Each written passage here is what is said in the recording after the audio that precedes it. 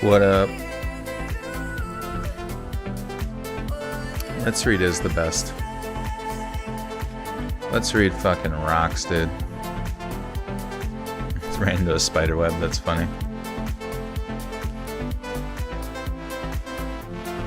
What stories today? We got internet psychos. It's gonna be pretty sick. Baba Booey.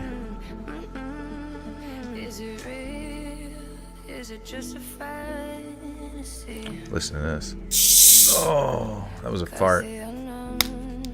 Just kidding, soda. What up, guys? What song is this called? It's called KX5 Escape featuring Hala. I'm gonna put it in the chat. I fucking heard this. I mean, I've heard it so many times, but I just like was really vibing with it earlier. I was like, hell yeah, dude.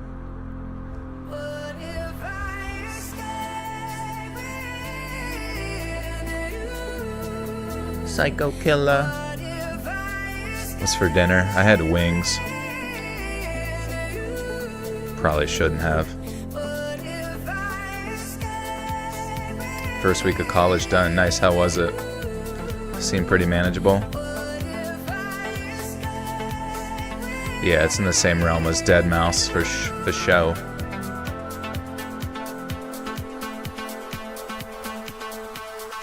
Taking tequila shots. Hell yeah, there you go. Trying to get quasi.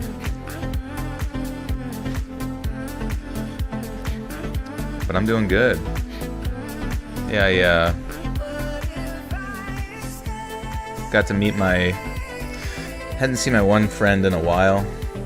Got to meet his daughter. She is like 18 months old.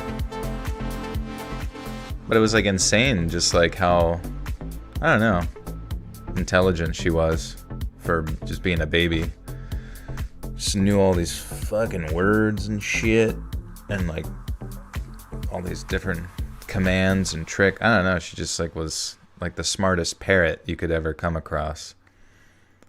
And I don't know, because sometimes you like interact with friends' kids and stuff, and it's like, you know, they're just baby. But sometimes you come across one you're like, oh man, this one's gonna be probably going to Hogwarts. Listen to me for years. Thank you for the quality storytelling. Thank you, Knight. Good to see you. David, thank you for the 2. And Danny Z, welcome to the Buttersock Cult. We'll be doing a video without the true crime parts. Yeah, I mean, most videos don't have true crime, but I believe tonight's story, we only got 2 stories tonight, 2 long ones, and one of them is true crime.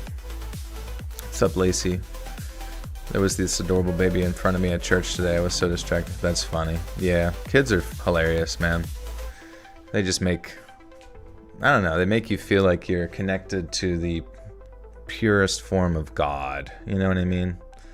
It's like babies are funny, animals are funny, and they just bring you a degree of joy that's just awesome. Just innocent little silly things.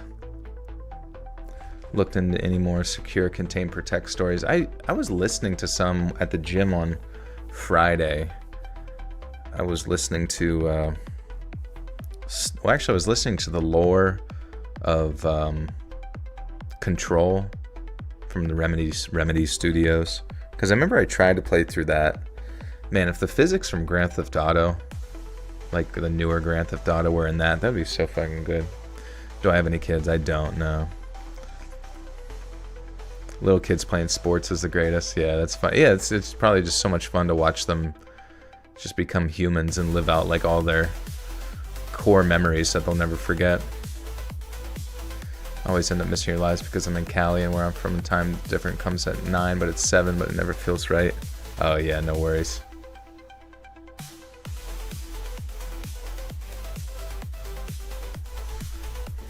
Yeah, it's crazy how many channels do the secure, contain, protect stuff now. I thought it was like still relatively like not like untouched, I guess, or like less popular, but it's very popular. What's one story top of the head that stuck with you the most? Probably just Bobo. Bad Bobo. Are you sometimes thinking, what a bullshit narration of a cringe teen on Reddit way of telling a thing is this? Or are you always professional? No, people who listen to live streams listen to me. I roast people's stories, unfortunately.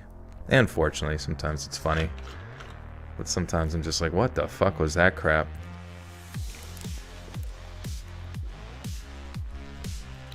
Currently high as fuck on a train. Nice, dude. Off to see Hagrid.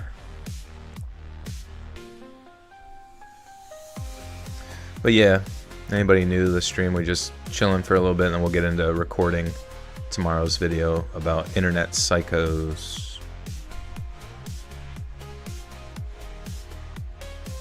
Bobo got a little handsy, he really did. Yeah, that Bobo story was something else, though. Angel Carol, welcome back for 3 months. Hey, I got my husband Cody Ray hooked on your stuff. Nice. Well, welcome, Cody Ray. Thank you for listening, and thank you, Angel. Guardian Angle. Having trouble sleeping. It's 3 a.m. This live stream is gonna help me sleep. Will keep me awake. That's good. Have I worked with Mr. Nightmare? I have not, no. We just worked on a construction site together.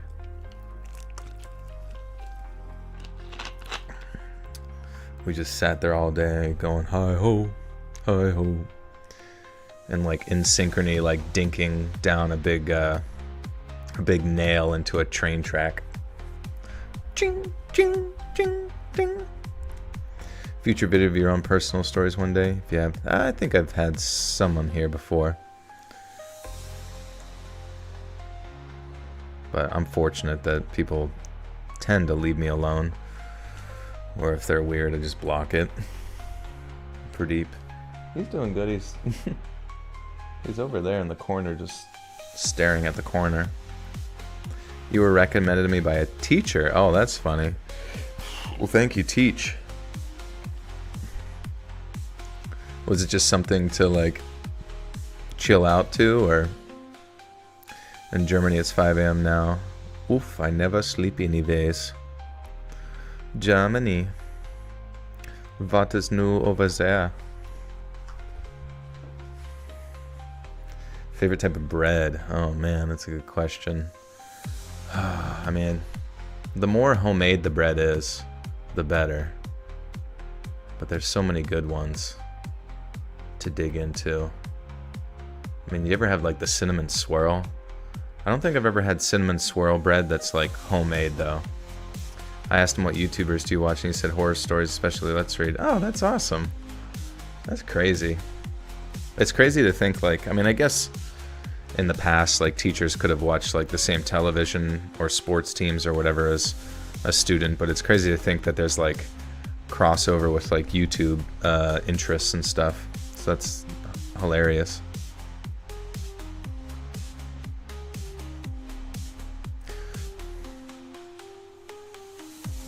How's my progress doing? It's good. I've been keeping under my 2,300 calories. I did that, for this whole past week. And it's pretty straightforward. Like, it's crazy, like, when you start counting your calories and you just, like, see how much everything is.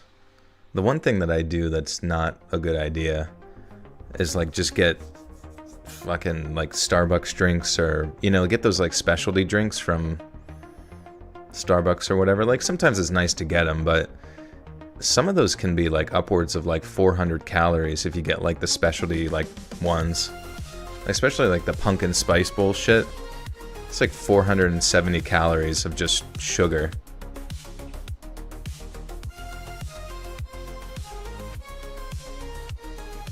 Fruity Land, where's that? Alcohol calories. Yeah, I don't consume alcohol. Never really been a fan of that, but yeah, I think from now on, if I do just consume caffeine, I might just be doing 0 calorie caffeine.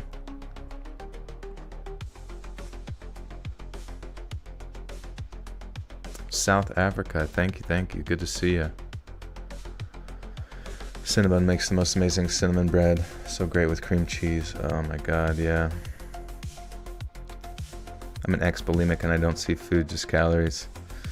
Yeah, I'm sorry about that. I mean, I'm trying to approach it from a perspective where I don't beat myself up too much. But yeah, it's funny you say Texas Roadhouse because I went there and it's just like, just the steak, 2 green beans, no Texas Roadhouse rolls. Let's see. Let's ask ChatGPT. Calories in Texas Roadhouse rolls. Estimated to contain 200 calories in one roll. That's crazy. But I guess, dude, I remember, sometimes you sit down, you eat like 4 of those in a row. It's just so good. Alki free since 2023. Hell yeah. Favorite restaurant? I don't know, honestly. I really like breakfast places, honestly. Like, there's really no better feeling than making it to a breakfast place, like, early in the morning. What's your, like, first meal, your stomach feels empty. And you just know you got the rest of the day to do whatever with friends. I've ever had Huel. That's like the Soylent Green shit. What is that? Isn't it just like a protein drink? What's my ideal breakfast? I mean, I love having like an omelet. This one breakfast place I go to, I get like one of their specialty omelets, and then if it's a big lift day, I get like strawberries and cottage cheese and what's that called? Fucking oatmeal. What dark internet streamer should I listen to? Dark internet? I don't know. Me? Spanish omelette? All sorts of different ones. Went to World Market and got a cookie jar shaped like a cat and some German sauerkraut. Nice. Gonna put the sauerkraut in the cookie jar.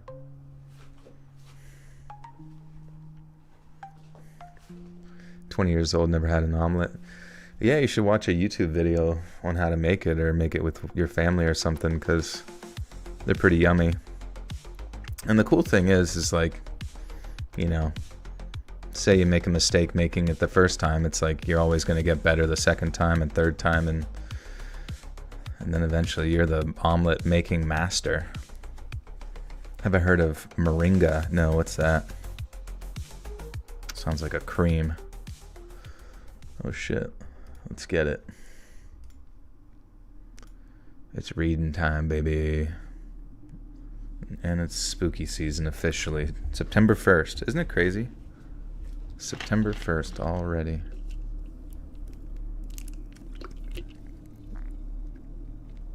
That's true. If you mess up the omelet, you can just scramble it all up. Hanny's an egg spurt. An egg squirt. You lost 150 pounds of plant-based protein and running a 5K every day. That's good, yeah. I'm definitely more of the adherent to Just calories in, calories out. Don't really care anymore. I used to be like, keto, blee blah, all this just like random shit, but I think your body just figures it out on the micro level anyways eventually. I'm sure there's like hormonal aspects that play into it as well, but I can't really objectively measure those.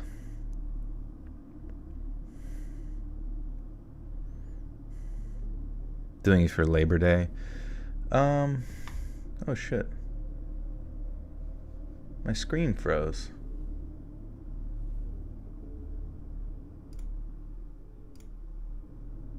Oh, that's lame. The animation froze for the... Can you guys see? Does it look frozen to you guys? This is my real voice. This is my real voice, yeah. Spooky, man. That's stupid. It's frozen. Man. Well, I guess we can find another one. Let's see. Should we go to Christmas already? Is that frozen too? No, that one's not frozen.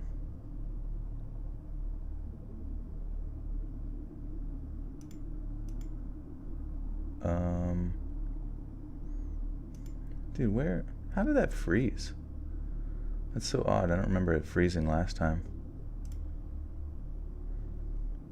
Whatever. We'll go back to this one. At least it doesn't freeze.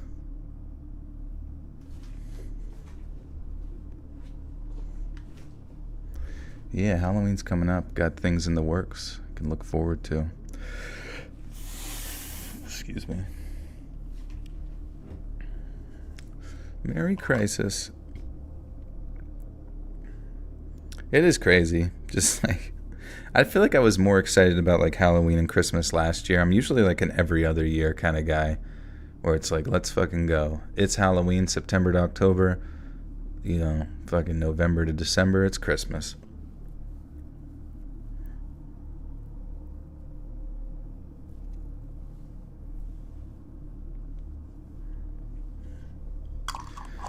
But yeah, these are some bigger stories here. Internet psycho story that I thought was interesting, and then filling in with some true crime afterwards. So if it works, it works. What about Thanksgiving? Damn. Food day.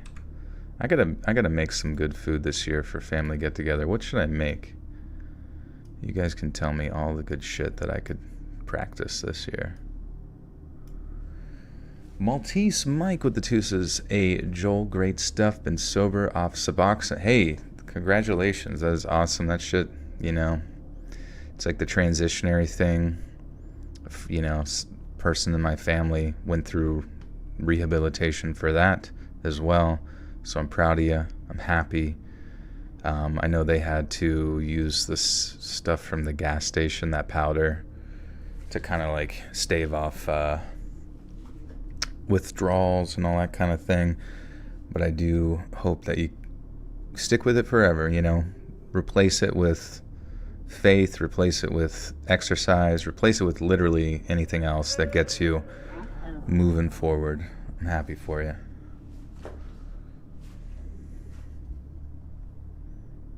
How do I feel about Subway sandwiches? Subway used to be like this sort of, Subway eat fresh kind of thing. And then I just feel like other restaurants started doing fresh better, if that makes sense. I mean, basically I think Subway to really like make a comeback and compete with like Panera and Chipotle and all of that, I think they need to bring back Jared Fogle or like do his sponsorships from prison. I feel like that would, it's like sort of like everyone's familiar with him.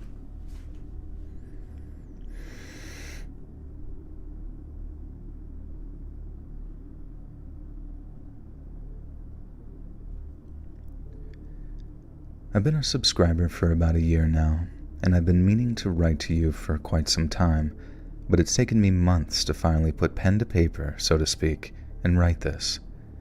You see, I used to be a YouTuber, and I had quite a lot of subscribers too, and since this story is about some of the perils of being a big YouTuber, I think you're the perfect person to tell it.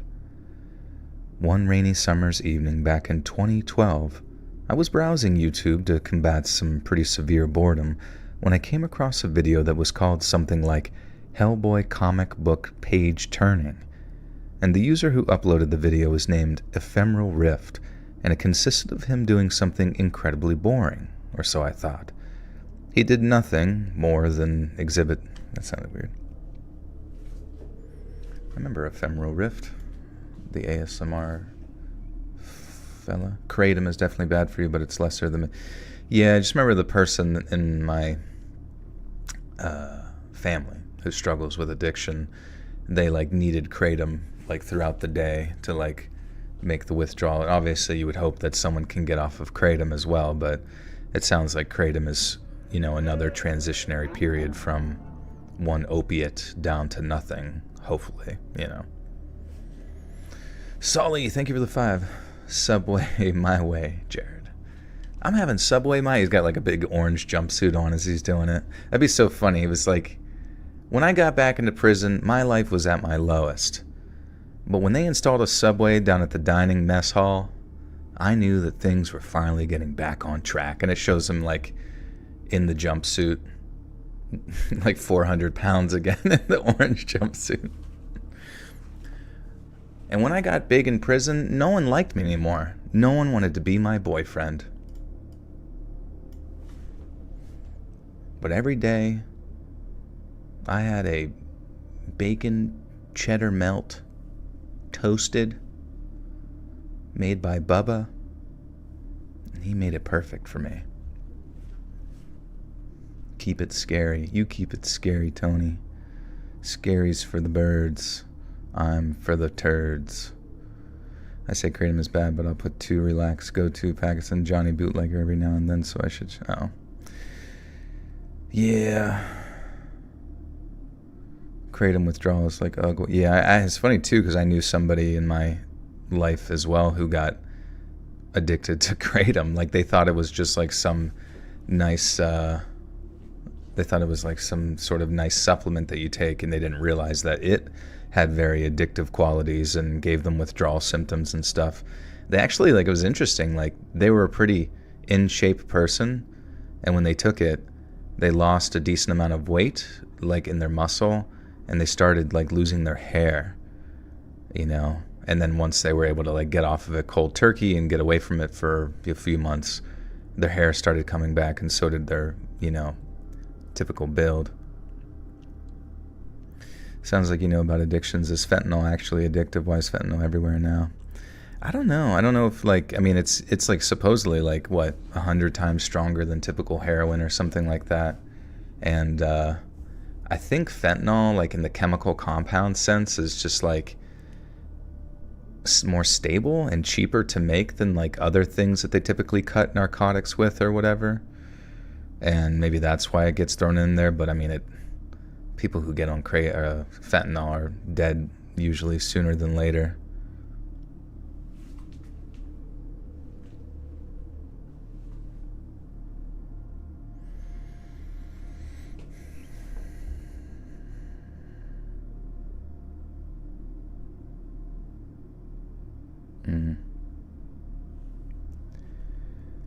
He did nothing more than exhibit a hardback compendium of Hellboy issues, and if memory serves me well, he didn't say a single word throughout the entire video. He also delicately turned the pages of the book at a rate which, while not fast by any means, was too quick to read what was written. And under any other circumstances, I might have been asking myself, why in God's name did this person feel the need to upload this? But under those particular circumstances, I got an immediate sense of the video's purpose. The man's slow, graceful movements and the sounds of the pages gently being turned was somehow phenomenally relaxing. I sat there, practically mesmerized, with my headphones turned up to 100 for the entire 15-minute duration of the video, and when it was done, I actually wanted more. And that's how I discovered autonomous sensory meridian response, or you might know it as ASMR for short. The light, almost tingly sensation certain people feel whenever they're experiencing an instance of relaxing interaction with someone or something. And from that day forward, I was hooked. I soon discovered gentle whispering ASMR, or Maria as she's known to her many legions of fans, and then I moved on to ASMR requests and Heather Feather ASMR. But Ephemeral Rift was and remains my all-time. Dude, we're shouting out some ASMR channels right now. Let's go. What about the French Whisperer ASMR?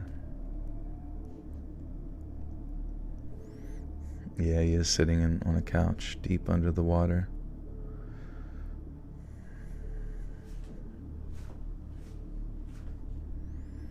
Yeah, I'm not a big fan of ASMR in the sense of like mouth sounds.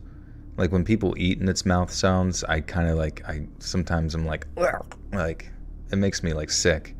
But I guess some people enjoy it in like a relaxing sense. But Ephemeral Rift was and remains my all-time #1 favorite. And it's crazy to think that I still watch his videos more than a decade after I first discovered them.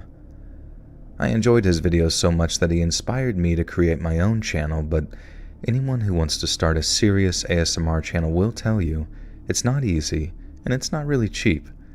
A fairly decent camera is obviously important, but by far the most important piece of kit that you need is a top-of-the-line microphone. And for that, I had to wait until my 18th birthday. My mom thought that it was a rather odd gift request, but being the wonderfully generous mother she is, she honored it, and I was in business. I made my first video in mid-January of 2013, and then with the help of all my ASMR Twitter mutuals, my account had a few dozen subscribers by the end of that week. My first video was a very simple, softly spoken poetry read, but I tried to get more and more creative with each upload, and after a while, one video in particular seemed to get way more views than any of my others. It was something like Sleep Fairy Conjures Pleasant Dreams or something, and the video was 17 minutes and 14 seconds long or so and consisted of me suggesting pleasant, relaxing things for the viewers to dream about. I put quite a lot of effort into the script and my costume, and I was over the moon to see that the video was actually getting some traction. But then came the night when that view count of my video was around 2,000, and I woke up the next morning to see that it had a grand total of over just 15,000 views. And not only that, but the number of subscribers I had jumped from a few hundred to several thousand, and my new viewers had left dozens upon dozens of comments. "Love the video," one said. "This video helped me finally get some sleep," another read.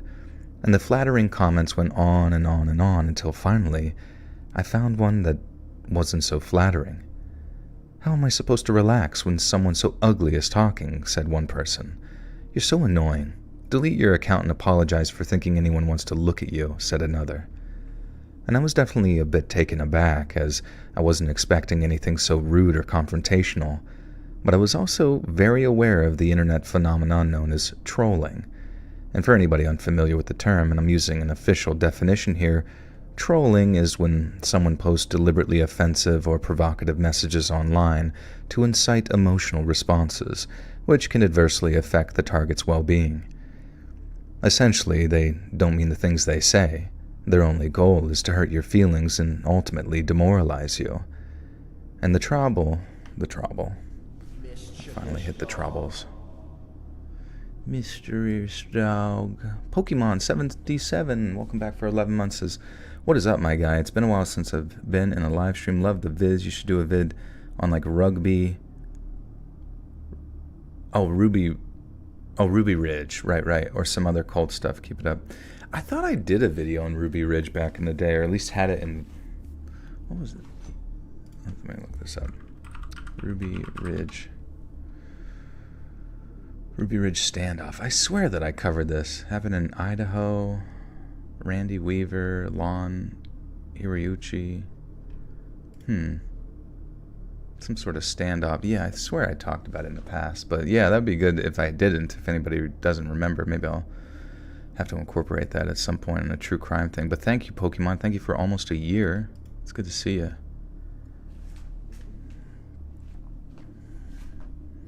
Any advice for coping? In less than 2 weeks, I'll know if I'm permanent. If I'm not, I'd feel as if they took advantage after I did all the heavy work on assignments accumulated in 2019. What are you talking about? Know if you're permanent at like a job or something? I mean, either way, whatever the outcome is, you just have to think creatively and move on to the next thing. Find another place that you feel you can fit into for your work, or start something yourself, which might give you even more freedom and motivation to get something done. Roy, IMVU, thank you for the 5 Canadian crispy Canadian currency. Thank you, my friend. Crisp, very crisp.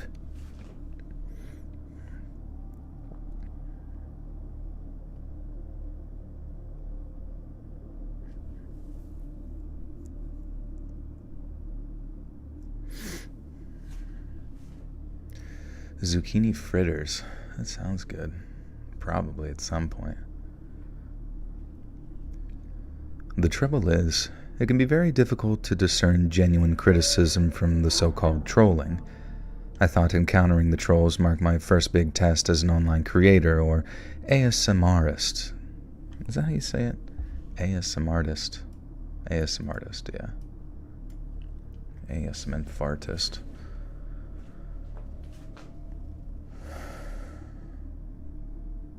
Current. Don't let a company keep you as a temp longer than they agreed to. My current workplace dragged out my hire for 7 months. Haven't seen a raise or anything yet. Know your worth. That's true too. You don't want them to take advantage of you. Hey Pete, what's up, dude?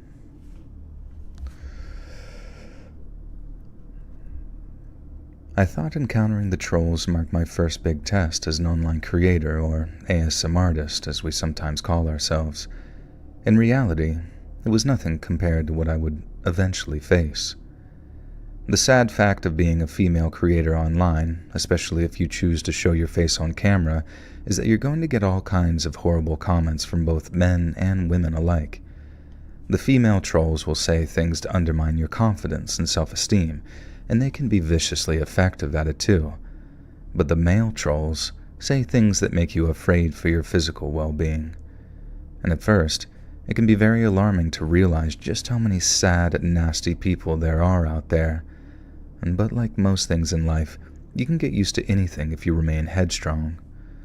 And over time, the negative comments bothered me less and less, until by the time I was on the verge of hitting 100,000 subscribers, I could read venom-filled comments and emails all day and not feel a thing.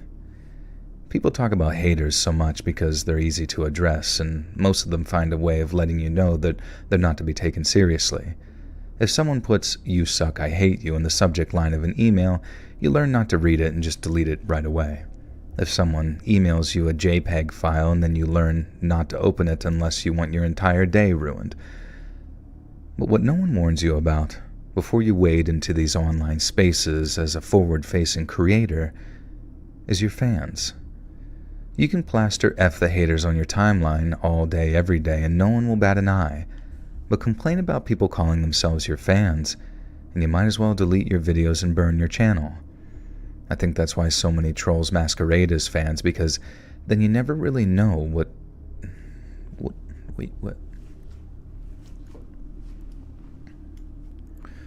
Never get negative comments? Not too often, honestly. I guess I'm just like perfect or something. Just kidding. No, I mean, there's some stuff, but I think if someone's not a fan of like the narration or the content or whatever it might be, most normal people are just like, don't have the energy to sit there and open up the comments section to type like, "Fiddlesticks to this, let's read," with a fist shaking emoji. They usually just move on with their lives, which is understandable. And there's really no like, if there's a negative reaction to a story, it doesn't really come back to me. You know what I mean? They might be pissed at they might be pissed at the killer of the story or whatever, or the nasty person or the decisions that someone made in the story, but it doesn't really, don't shoot the messenger seems to apply mainly on my channel. Cacao Farmer, welcome back for 18 months, says, hey Joel, with some of your inspiration, finally joined a gym. It's awesome, and working out is slowly replacing drinking, so thank you. You're welcome, my friend. It is substantially better feeling than drinking.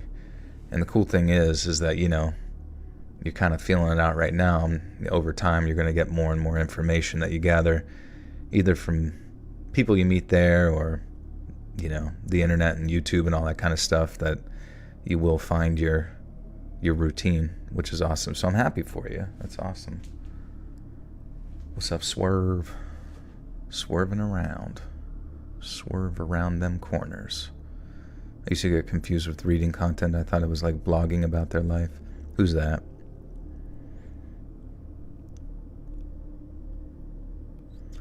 Do you remember the hater that came into the stream one day and kept saying he was angry and being aggressive, wouldn't say why? No, I don't. That sounds funny.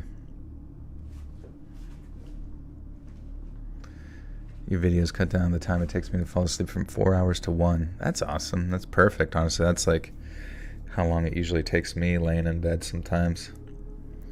I find that like lately, granted, falling asleep at the same time is helpful, but I've been watching a lot of like Hearthstone videos, but then as I'm staring at my phone, my eyes start to my head starts to nod. That's when I switch to something relaxing and pass out. Hello, Jade. What's up? Trolling on the hater, the smater.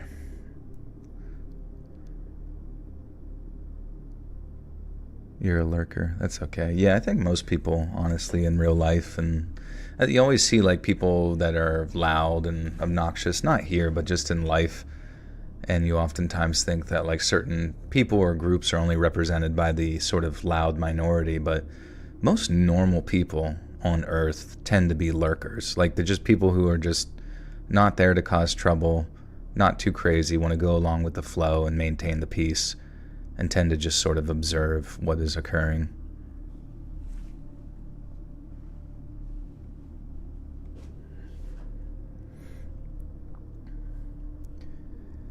I think that's why so many trolls masquerade as fans, because then you never really know who has actual concerns or who's merely concern trolling, as it's called.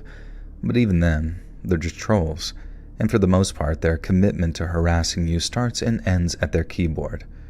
Whereas your fans, especially the less mentally stable ones, rather frequently cross that very fine line that separates supporters, who are more than welcome, from stock. I didn't follow that one.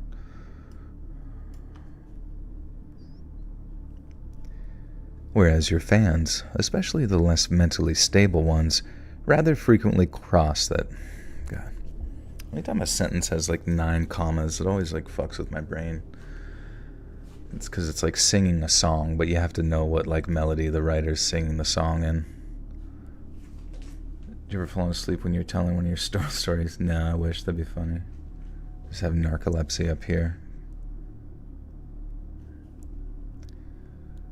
Whereas your fans, especially the less mentally stable ones, rather frequently cross that very fine line that separates supporters, who are more than welcome, from stalkers, who are anything but welcome. Just over a year after I'd started my channel, my subscriber count was sitting pretty at around 250,000, and I was producing videos at a pretty rate of... I wonder who this is.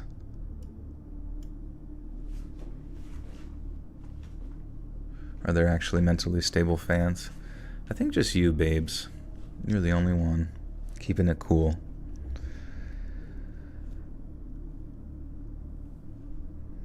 Just over a year after I'd started my channel, my subscriber count was sitting pretty at around 250,000, and I was producing videos at a rate of roughly 1 per week. I had literally thousands of regular viewers, all of whom would leave delightful words of encouragement, and I'd even rented myself a drop box down at the local post office so that fans could send me gifts and letters and such without me giving away my actual address. And at first, I was a little bit apprehensive about what people might send me, but as I said earlier, Trolls tend to favor methods which require minimal effort. They're also not committed enough to pay the massive shipping fees, and since the vast majority of my viewers were in the US, they needed to be willing to pay exorbitant amounts of money in order to post things to me. And that meant that all I received were the odd postcard or package of foreign snacks, and in one case, a handmade knitted octopus in a very flattering shape of purple. Shape? What shape is this? Purple? Orple? I once dated a guy who admitted to being a troll. The only explanation he could give for why was that he only picked on stupid people. The whole thing is just weird. I'm a troll, dude. I think every man, well, maybe it's not so much like an inclination towards women to troll people online, but every man I've ever met in my entire life is hardcore trolly. Like, if you can, I mean, I guess it depends on your definition of troll, but if you can sarcastically lead someone's stupidity along in a comment just to troll them, it's, it's funny. And it's very much worth the 100 likes. What do you mean, am I serious? Like, every person you come across is a troll on the internet, saying something when given the opportunity. I troll you guys all the time.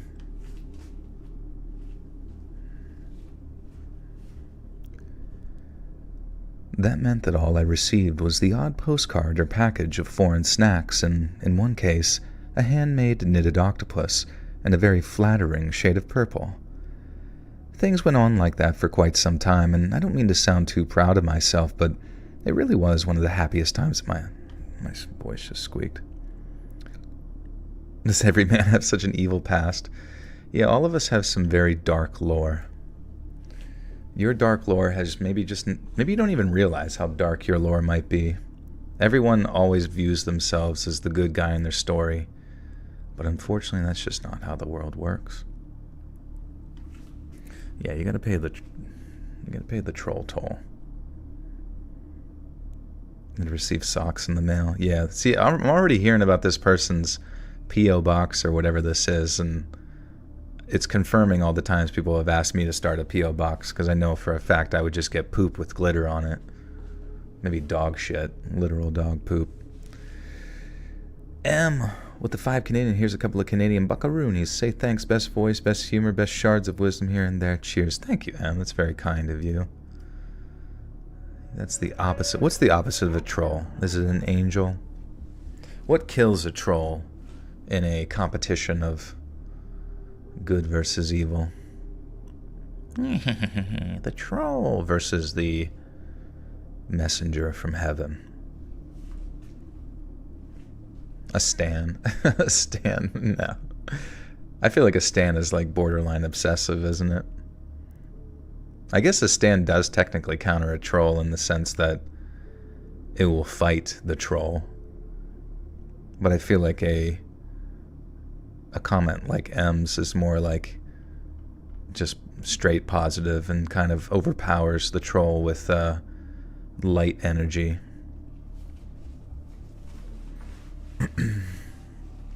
Strands of your hair. If I touch them, is it like a voodoo thing?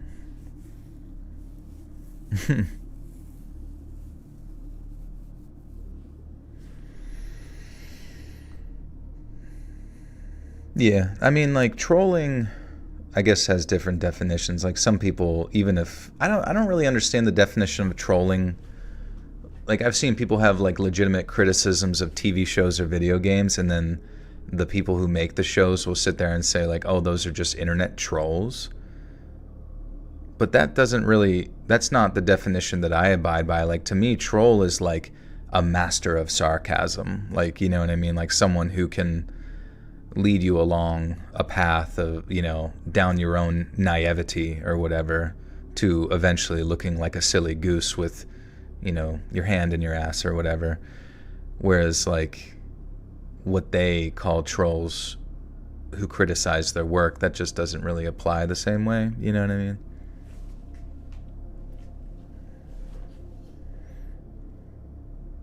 Do you feel like you're having an actual conversation with someone when you're yapping? Like to you guys? I guess so. I think sometimes, even though like I do see your guys's, you know, names and stuff, and I do associate you guys with images of in my head of what maybe you look like or your personality or something. I think in a weird way the chat is just like some sort of schizophrenic like therapy for me, you know? Like it just allows me to, like, a cathartic sense of release, to just squabble about nothing and feel slightly important.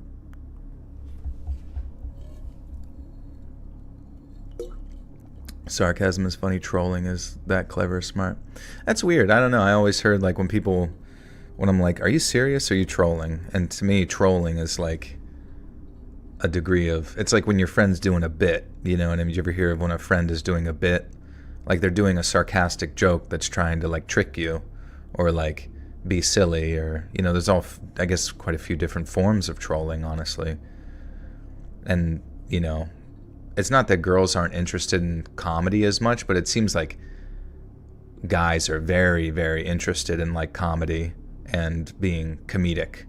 So it makes sense that like women on the internet wouldn't be as interested in trolling somebody as much as a guy would, you know? Because like men tend to like quote unquote take the piss out of stuff all the time. That's like what we enjoy doing. Yeah, Norm Macdonald. Norm Macdonald was like a master of trolling. Like he would find somebody who was like so caught in their feelings and just take them for a ride with their own kind of like borderline stupidity, which was hilarious, you know? I thought trolling was just to intentionally irritate someone. Yeah, I guess maybe like that's the evolution of the word, because sometimes on the internet words take different evolutions as well. So maybe it's sort of changed over time.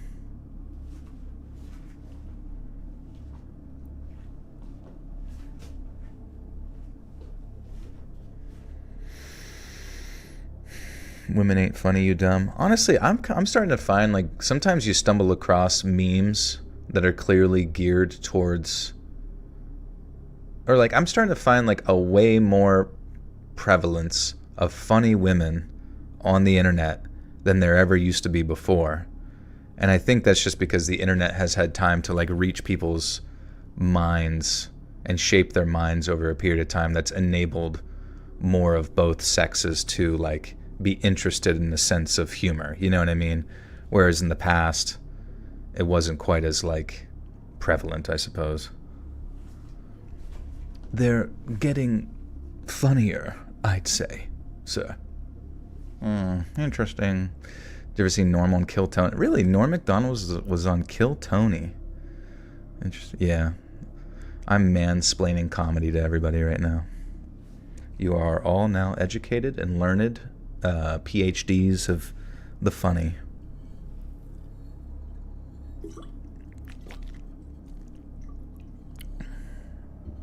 I think it's because you can finally have your own credit cards. That must be what it is.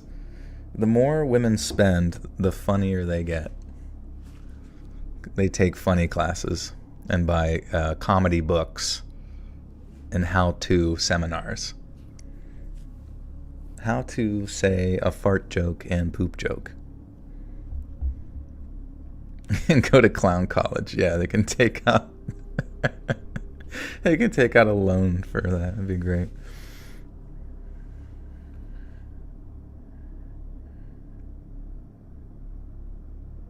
I appreciate that, Christy. Thank you. You guys rock. You guys are all the best people in the whole world. Things went on like that for quite some time. And I don't mean to sound too proud of myself, but it really was one of the happiest times of my life. I was getting paid for doing something I loved. Not quite enough to really live on excessively, but I didn't really give a monkey's bottom. It was the people who said that I helped them sleep or calm down or feel less depressed, and that's what made it so worthwhile. I started to wonder just how far I would take things, in terms of turning my channel into something Sorry. Where the hell did that come from?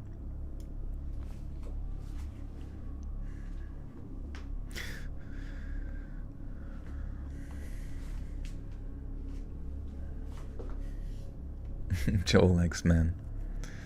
Men are funny. What's up, JL? How we doing? Get a giant piece of land where all the Buttersaw cult members live and work in the... Yeah, that's exactly what I need on my resume, is like an actual cult. Seltzer spraying and unicycling and giant stilts. That's like one of my favorite things from that Billy Madison movie. It's like, "Hi, kids, I bet you thought that I was dead." I still haven't seen the new Deadpool. Haven't seen Romulus, Smorgulus.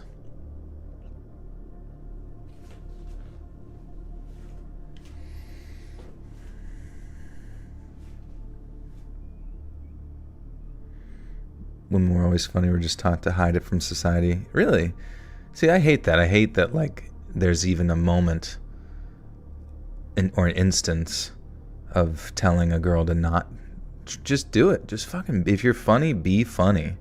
And it's not to say every guy is funny, but just fucking don't hide. Don't just fucking say every joke ever. It would make, dude, people would fall in love so much faster if everyone just made jokes with each other frequently and got along that way. The population would go from 8 billion to 24 trillion.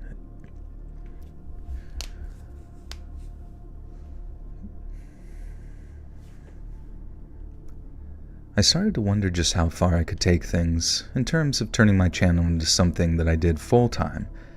Things were moving fast at that stage. PewDiePie was starting to make some serious money, so it was an exciting time in more ways than one. I felt like I had this actual big, bright future ahead of me, and then I got a letter from Will. You see, Will, who said he was 37 and also from the UK, wrote me the most beautiful letter, waxing lyrically about how much I helped him in his day-to-day life. He said that I helped him with his anxiety, that I'd helped him get a good night's sleep for the first time in years, and that he was so grateful that he wasn't sure how he could ever repay me. I always made a point of replying to people who had taken the time to write to me, so I wrote Will a brief response, thanking him for all of his love and support. It wasn't like a long letter or anything, not by any means, which made me feel a bit guilty considering that he'd written an entire page of A4 along with the postscriptum that's spilled into the reserve. But at the risk of sounding a bit cold, I didn't want him to think that I was interested in having a pen pal. It might sound ungrateful to some, but being so heavily followed and scrutinized by people that you not only don't know but you can't see, it can be rather nerve-wracking sometimes. I wanted to grow my following.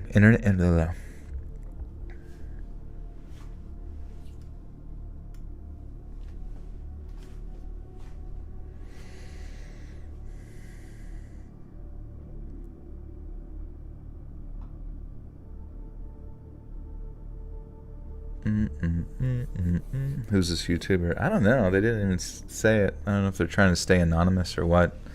But I feel like with 250,000 subscribers, I mean, I guess it depends on how many views they're getting. But I guess the thing with, the one thing I noticed with ASMR channels is they don't really run a lot of ads on their stuff. And maybe that was like back during the era of YouTube not making as much money either, maybe? I don't know. Is this your actual story? No, this is not. I should do ASMR. I technically do have an ASMR channel with like 3 videos. I wanted to try it. It's called Let's Read ASMR. There's someone called Let's Find Out. That's funny. Oops. Wait, did I delete the Let's Read ASMR channel? Zam, where'd it go? Channels. Oh, there it is. Wait, what? There's an actual Let's Read ASMR also besides me. Oh, it's weird. I have... I don't have much on there. I had when I had a voiceover demo, which was kind of cool. Then I have some gibberish. I have a stranded roleplay. I have inspirational stories while eating nuts and drinking kombucha. And I have positive affirmations. Boom. You should be set for life with that.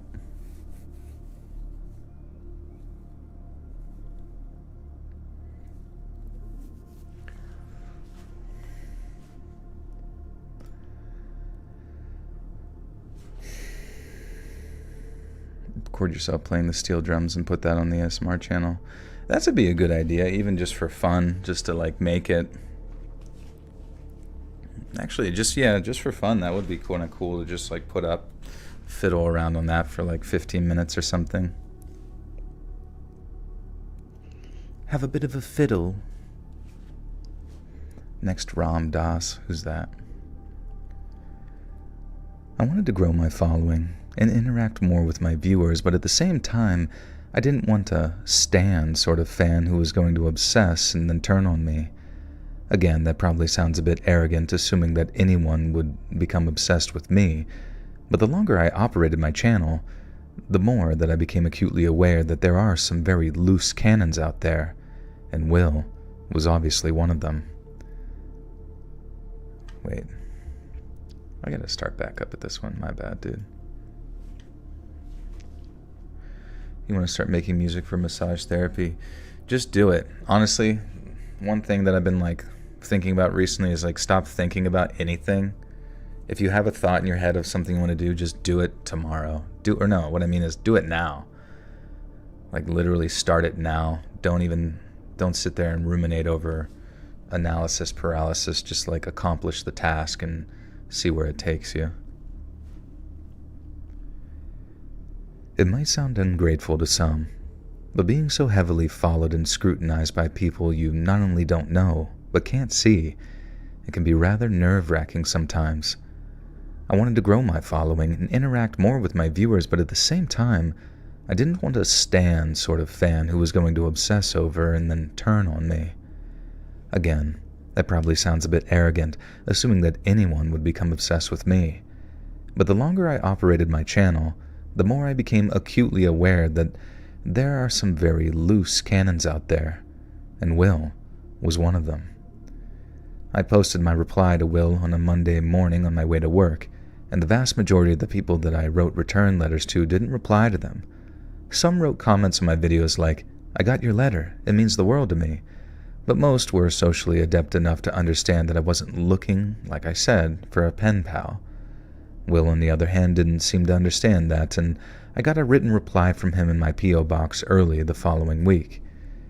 It was another long letter, thanking me for my reply and what a pleasant surprise it had been to hear back from me, and he went on to say that so many YouTubers simply see their audience as a means of just making money, and that I must have a pretty good heart if I take the time out of my busy day to indulge those who, and I quote, worship me. When he used the word worship, I started to feel this creepy feeling of discomfort. I really disliked the idea of people worshiping me. Being grateful that I helped them relax or sleep was one thing, but the idea that people felt anything more extreme than gratitude or affection made me feel severely uncomfortable. Yet thankfully, an attached drawing made me feel a hell of a lot better. Will had drawn a picture of me, with a small note on the back saying that he was completing an art course for the Open Universe. What?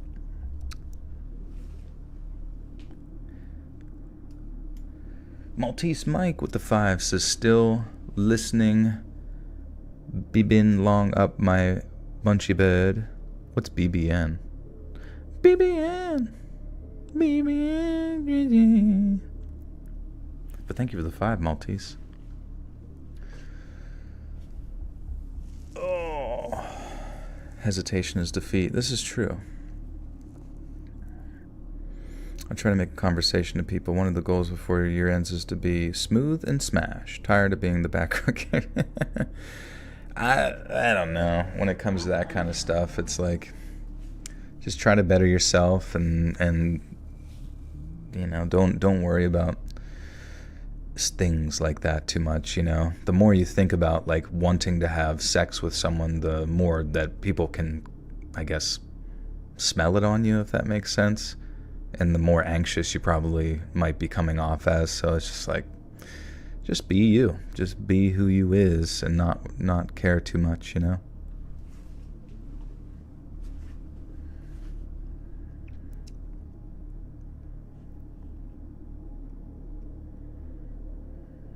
Carving out time for hobbies, that's good. Yeah, I don't know. Sometimes we forget that, like, we might be in the good times right now. Like what we're experiencing right now might be both in our own individual life or us as a society. This might be the good times, and you might as well live it up while you can. We live in the most like abstractly like fortunate existence you can possibly have. Food readily available, the ability to like, even have time to pursue hobbies and interests. You might as well go check them out, you know. Tavis Whedon with the 5 says this shout out to my man Nate Dogg. He's a great guy. Shout him out. Thank you, Nate Dogg. Is it Snoop Dogg's cousin? Long since passed away.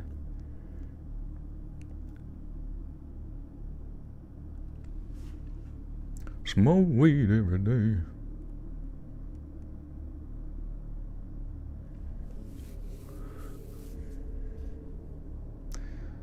Trying to get back into my groove of working and getting back in shape, but I have some bad habits. I just have too much fun when I go out. Any advice? Too much fun. That sounds kind of cool. The thing with me is like I didn't really have a lot of fun going out with people. Like I hated how I felt when I smoked, when I drank. Like sometimes there's that initial like buzz, but then like by the end of the night I always felt like yucky. You know what I mean? You always felt like heavy and gross and run down and that kind of thing. Honestly, I would maybe, this is just me in regards to like exercise, I would maybe just try to get into like a routine for strength, lifting, progression. So like the major compound lifts of like bench, squat, overhead press, and deadlift. If you can somehow like make those happen, it doesn't take more than an hour to accomplish, 4 days a week, those individual workouts. Just one, say Monday is squat day, Tuesday is bench, take off Wednesday, Thursday push, fucking, Friday is deadlift, and then just incorporate walking throughout that time. It seems like a lot, but like once you get into it, it becomes a routine that I think is a good starting point, because it gives you like sort of a direction, like a linear progression on where to go. And I would follow like a 5-3-1 program. That's what I do. And it's really just helps me, like, even if I feel like my workout wasn't crazy or that I'm crazy sore or whatever, like it's all just about like sticking with it and being persistent over a long period of time. Push a sled and add a top on the floor. Yeah, sled work is sick if great cardio there if you're trying to do some conditioning.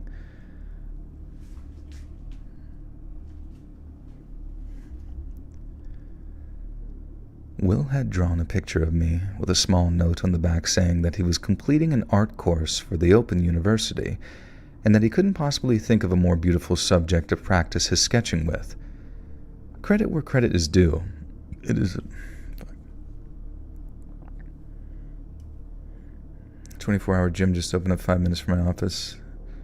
A big deal in the boonies. That's good. Yeah, I mean, and that's the nice thing about compound lifting is obviously you want to have good form, you want to be safe. Accessory lifts can help you obviously get better, have better supporting muscle strength as well to make those lifts go up.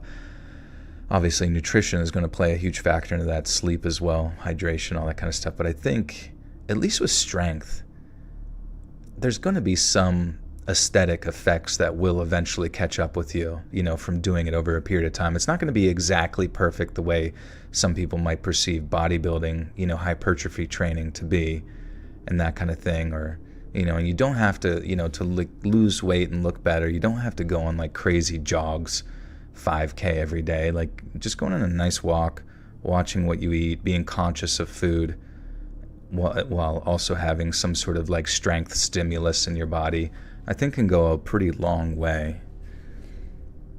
Mike, thank you for the 2. Thank you. Yeah, don't do testosterone, honestly. There's so many people within that like gym world because I've looked into it. I mean, I don't think I ever would do testosterone, but there's just so many negative side effects that like affects your psyche. The fact that it affects like stops producing testosterone naturally in your testes, and you have to take it for the rest of your life. I guess the mental issues be the worst, but you're on a walk now. Hell yeah, dude. Get your steps in. It's interesting, yeah, as far as, I mean, you could go on a walk after strength training, but some people say after strength training or just lifting in general that you shouldn't really do any like crazy cardio or whatever, because what you really want to do is just allow your body to rest and recover and rebuild specific to what your goals are, you know, whereas sometimes cardio is only like diverting resources to accomplishing and getting better at cardio.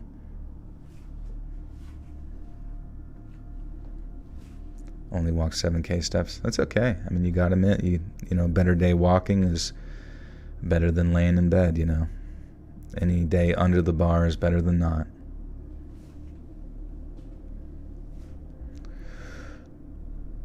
Credit where credit is due. It was a very good drawing. Maybe that's just my ego talking, but I found it so touching that it washed away all the discomfort his use of the word worship brought on. I know that might sound a bit hypocritical, not wanting to be scrutinized, but then being flattered someone had drawn a picture of me. But it was just such a beautiful sketch from such an obviously talented artist that I couldn't help but be overwhelmed with gratitude. No one had ever drawn a picture of me before, or been nearly so flattering, and so against my better judgment I wrote Will a very short reply, thanking him for the picture and then posting it the following morning. I knew to expect a reply, I'm not totally naive, but I didn't expect it to be so unhinged. Curiosity drove me to open his letter when it showed up in my P.O. box.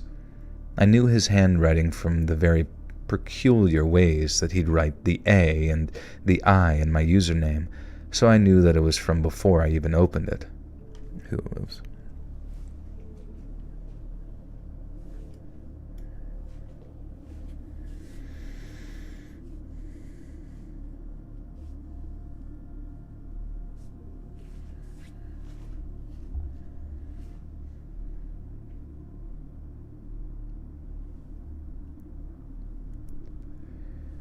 I knew his handwriting from the very peculiar ways that he'd write the A and the I in my username, so I knew who it was from before I even opened it. It was even more flattering this time, and he talked at length about all the art projects that he was working on and all the artists who inspired him. But then, towards the end, Will wrote that he had a confession to make. He told me that since we'd started exchanging letters, his feelings for me had grown stronger than those he might feel for a friend or sister. He said that he had to face facts, and the biggest fact facing him at that current moment was the fact that he was more in love with me than he ever thought possible. The final 2 or 3 paragraphs were all about that love, how it had started, how it had developed, and how it burned up inside of him until he couldn't contain it anymore. I started to skim read, feeling this horrible kind of sinking feeling as I realized just how unwell Will really was. But then toward the end, I read that he'd included another picture of me, one I was quite frankly dreading to look at, but I did, and this is what I saw. Will had drawn me again, only this time I was naked, and I had a very large and very round pregnancy protrusion around my tummy. And then standing behind me, with his hand cupping my pregnant stomach, was a person Will claimed was him, and then at the bottom of the page he'd simply titled it, Our Future. I threw both the picture and the letter in my parents' kitchen bin, as I was still living there at the time, and then I sat down at the table and cried. My mom came to see what the matter was, and we had a big heart-to-heart about the whole situation. Her advice was to not allow people like that to ruin a good thing that I had, and that I shouldn't read any more letters from this Will character who quite obviously belonged in a bloody loony bin. Famous people attract weirdos, she said. They always have and they always will. It's just something you gotta get used to while you keep yourself as safe as possible.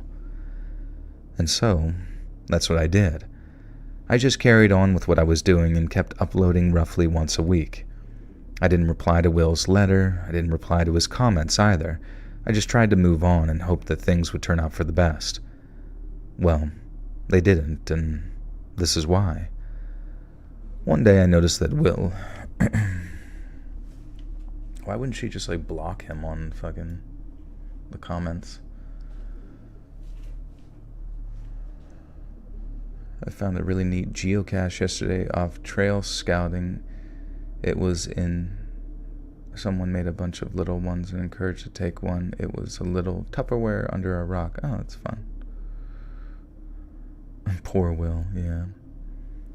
She deserved to just, appreciate his art.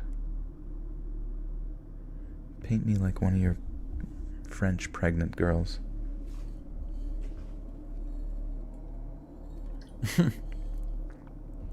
Yeah, she wanted the subscriber. She maybe he was supporting on Patreon or something. One day, I noticed that Will had commented on my latest video, and that his comment had gotten more than... One day, I noticed that Will had commented on my latest video, and that his comment had gotten more than 24 replies from various other users. Will was complaining that I hadn't replied to a letter he'd written me, how he'd included a sketch of me that he'd worked very hard on, and that he was upset that I hadn't even bothered to express my gratitude for his effort and support. Some of my other subscribers had jumped in to actually defend me, saying that they'd personally received replies to letters or gifts, and that he should just be patient because I was probably busy. Will was replying to every single one, highlighting how long it had been since he'd wrote to me, and that it was unfair that other people should get replies and thank yous, but not him. And he was doing it in a way that was not so subtly designed to cause conflict. I say that because not once had he mentioned the fact that I'd written letters of thanks to him. Not once, but twice. He also neglected to mention that he'd sent me a naked, pregnant drawing of myself with him cupping my belly and smiling as we stared into each other's eyes. And just thinking about it in that moment made my skin crawl, and knowing what Will was up to... That sounded weird.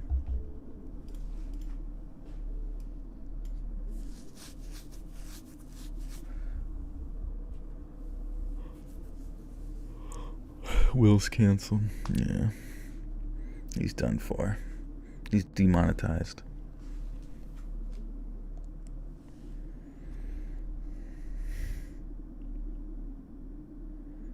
Do you guys know any YouTubers that have talked about creepy stalkers and stuff like that?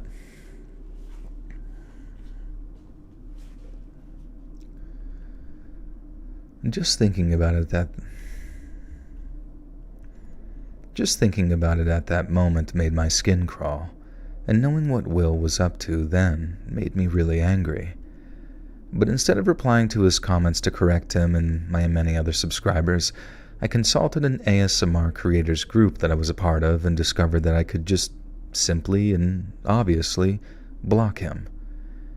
You can't ever really completely block people from seeing your videos, at least not that I know of on YouTube at that time, but what you can do is restrict people from commenting on them. And they're not informed of the restriction, and from their point of view it looks like their comments are just showing up like everyone else's are. But in reality, they don't even make it into the comments section and they're filtered out before they can even appear.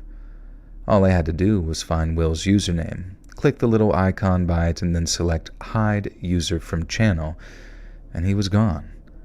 It was actually kind of stunning how quickly I was able to deal with that problem, or at least things seemed that way at first. Will kept on commenting from time to time, but he seemed oblivious to his shadow ban, and then one day, I noticed that he hadn't commented in a while. A few days stretched out into 1 week, and then 2, and since I'd already blocked his email address on the account connected to my YouTube, his only means of contacting me directly became that P.O. box. I thought that he was either over me and my channel and had moved on to someone else, or I'd eventually get another letter in that box. It turns out it was the second option, and it wasn't a letter this time, it was just a postcard. Since he wasn't in the habit of sending them, it was the first thing that I'd picked up and read, mainly because the picture was so pretty. But when I turned it over and read the message, I felt a shiver run through me. All it said, in Will's telltale handwriting, was, "I know what you did." And as you can imagine, it made for a very deeply unpleasant discovery. But it wasn't remotely surprising, I guess. Like I said earlier, I'd already theorized that I might receive some further correspondence with this guy, I just didn't think that he had it in him to be so. Didn't have it in him. Didn't have it in him. Boop. With the 936, thank you for your dedication to the Buttersock cult. I look forward to seeing all of you in 2 weeks. What was the brand name of that magnesium take? It's like from Gorilla Mind. It's called Sleep, I think. Is it Gorilla Mind? It's on Amazon. Let me look real quick.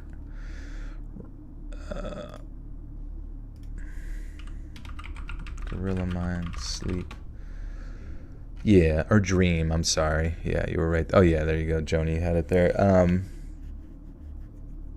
Yeah, Gorilla Dream, Sleeps. But you have to be a gorilla to take it, so what's the benefits? It just, like, helps me kind of, like, wind down and sleep.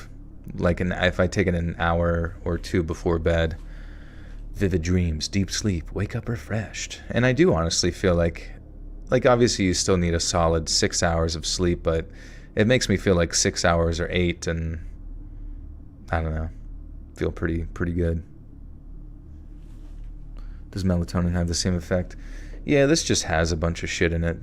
Vitamin B6, magnesium, zinc, GABA, ashwagandha, lemon balm extract, L-theanine, valerian extract, chamomile extract, hops extract, skullcap extract, and then there's like some actual smaller doses of melatonin in it, which I've heard, like, if you take much lower doses of melatonin, it actually starts to, like, kind of tell your body to release it rather than taking large doses, and it can, kind of tells your body to stop producing it a little, not completely stop producing it, but just not as well as it may normally, naturally.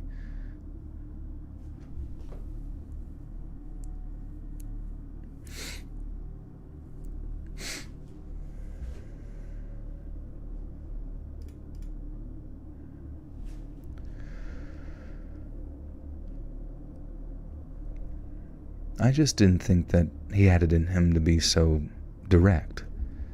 And it was mildly irritating and intimidating, I won't lie.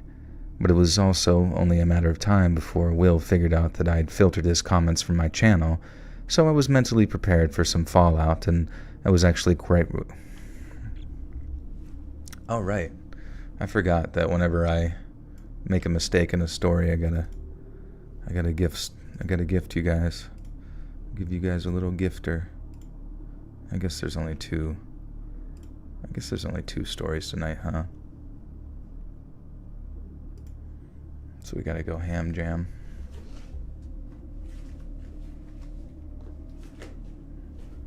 Gifties! You get a membership, and you get a membership, and you get a membership. Luyanda, welcome.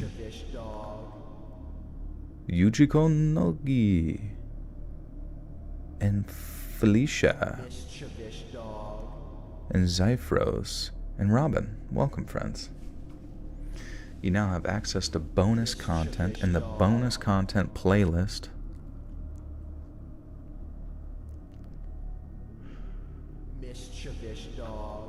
And if I make a mistake in the next story, I'll gift 5 more.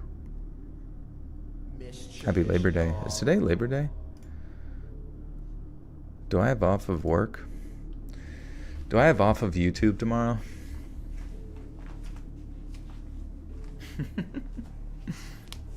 Is YouTube closed tomorrow?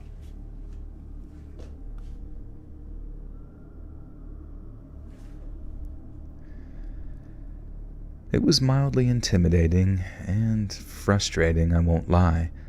But it was also only a matter of time before Will figured out that I'd filtered his comments from my channel, so I was mentally prepared for some fallout, and I was actually quite relieved that all he'd chosen to do was send me a postcard with a mildly menacing message on it. He could have sent me another letter, or another creepy drawing. I mean, he could have sent me a nail bomb if he really wanted to, but he didn't. He sent a simple 5-word message, and that was that. And to be honest, I thought I'd gotten off lightly. He could make a new YouTube account, maybe create a new email account, and along with my P.O. box, he could harass me to his heart's content. But I knew his handwriting, I could block his comments, and I could block every single email address that he could possibly create with nothing but a click of a button. I was a mix of scared, angry, and tired, but I felt safe, and I thought things were pretty much over. But they weren't over. Not by a long shot. About a month later, I'd been to check my P.O. box a few times, and when each time I saw that there was nothing from Will, I assumed that he really had moved on. A little bit more time went by, and I'm still making my videos, doing my thing, and planning on starting an actual Patreon account, much like the one that you have on here, Let's Read, as I wasn't making a ton of money in the advertising revenue side of things, as ASMR doesn't really run a lot of advertisements. And my subscriber base was actually growing, though, and I was discussing collaborations with some big ASMR artists that would give my channel the boost it needed to actually grow. And rather adorably, one of my subscribers had knitted me another toy before sending it off to my P.O. box. I remember I mentioned the girl who knitted me the purple... Oh, whoops. Woohoo! Yeah, they should be... Tomorrow's ad revenue will be double overtime. Anybody who watches a video. That would be kind of nice, actually. I mean, I guess that wouldn't be good business the choices to make, but it would be kind of nice if, like, YouTube was like, all right, tomorrow we're increasing CPM for Christmas to... maybe that's not a wise decision, because then maybe people would game the system and try to, like, send a bunch of views or something to some... Yeah, never mind. Take that idea back. Either way, they should send us some fucking cookies.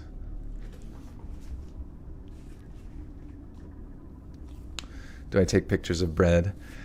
No, I see people or friends that like sitting there holding like money, and it's just so cringe. It's like, grow up, you freaking lunatics. It's my favorite cookie. Oh man, they're all so sweet and good. It's like picking your favorite poop that you've taken.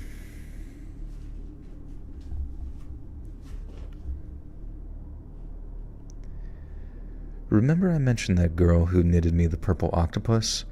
Well, she knitted me another one, an orange one this time, so the purple one would have a friend. It had taken a few weeks to get to my box, but I also got text alerts for delivery, so I'd know exactly when it arrived so I could collect it the same day. Eventually the day comes when I get a little text alert saying a package had arrived for me. I hadn't heard from Will in about 7 to 8 weeks at this point. There's been no comments, no letters, and certainly no emails, so I didn't have a reason to think that he'd sent me any packages like the one he described. Or one... fuck.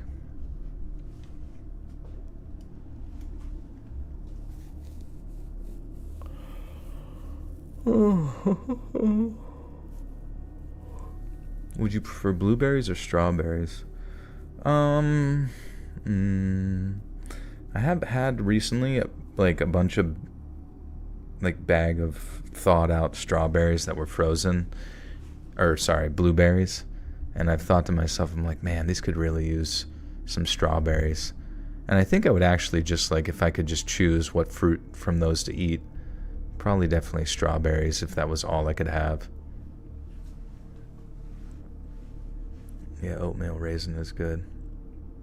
Favorite horror story ever of all time? Probably just anything from H.P. Lovecraft, and that like old school writing style was nice.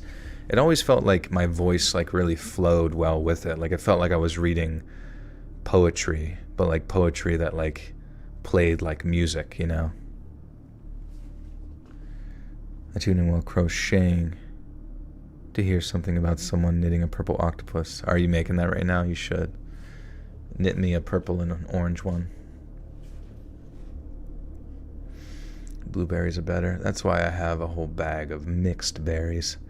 Interestingly enough, all of those berries kind of like equal out to being like 80 calories per 3 cups, I think. Hey, Babes Mariba, thank you for the 5. Gifter to Chicken Joe Clark, James Bridge, Bouch, Punky 0683, and Suze F. Thank you, babes.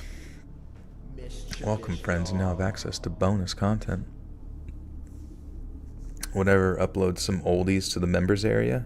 That's not so much of a bad idea, to be honest with you. Which ones? I have to write that down, actually. What would be some oldies that are not there anymore that would be good for boner content?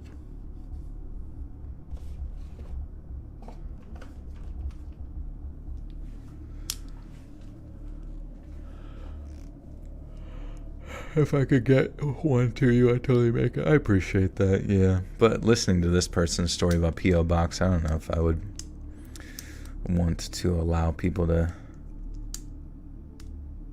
I don't know, presumably nothing like really bad should be able to make it through the mail system, right? All of a sudden a bomb goes off. The machine stops is a good oldie. Wait, that I read on the channel? Yeah, I got my pen clicking. You guys like pen click ASMR?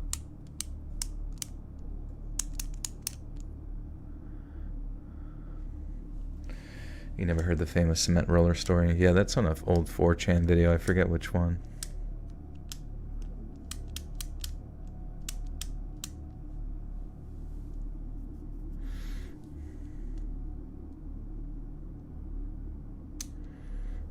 It's unlikely that something horrible will slip through the mail.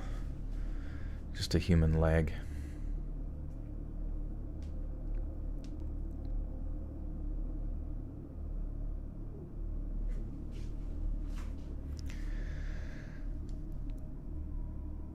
I haven't heard from Will in about 7 to 8 weeks at this point.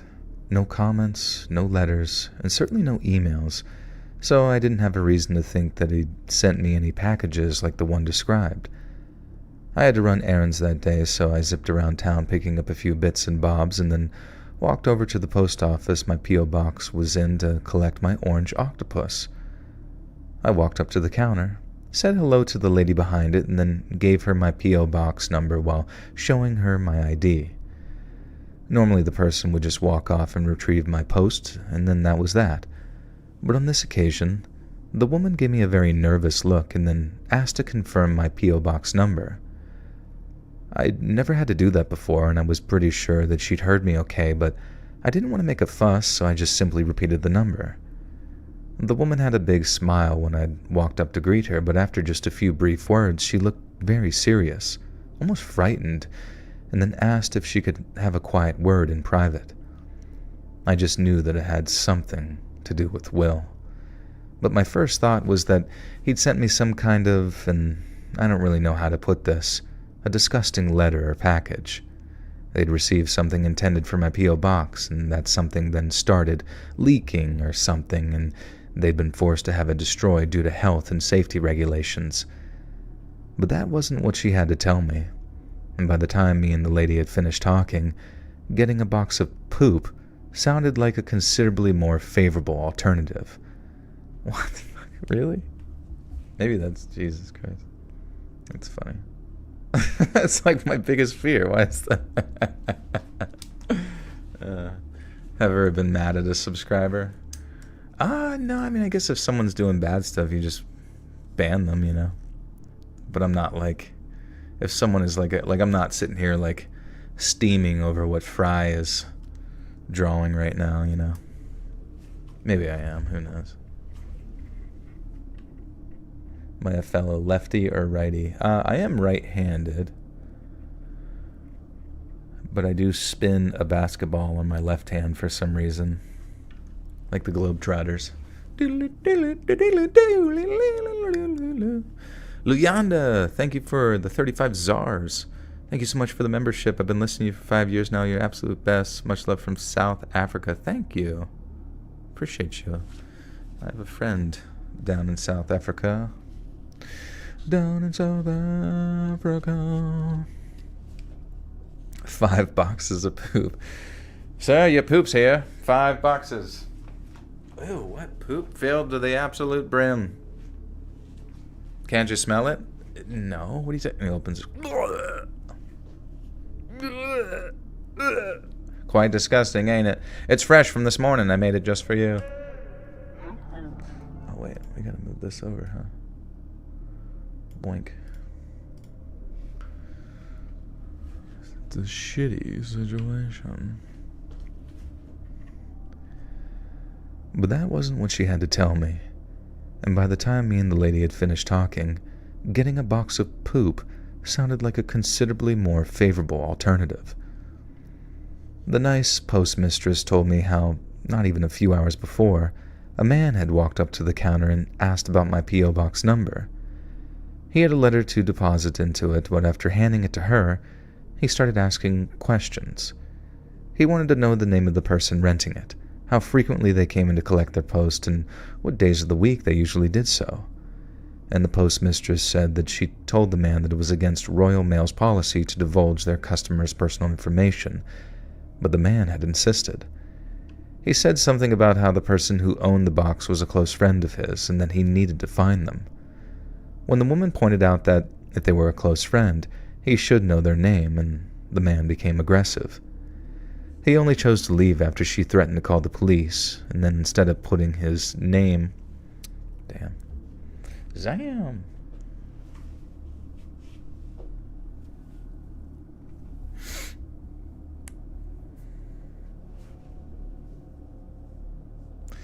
I have a guy trying to get me to respond to an email, and his name is Willis.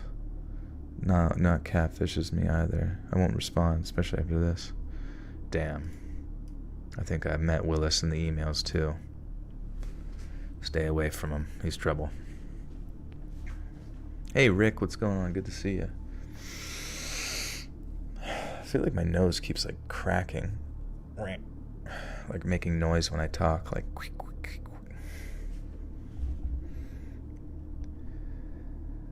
He only chose to leave after she threatened to call the police, and then, instead of putting his letter in my P.O. box, she put it aside to give it to the police, since it was most probably had his fingerprints on it. Damn, why did that sound weird?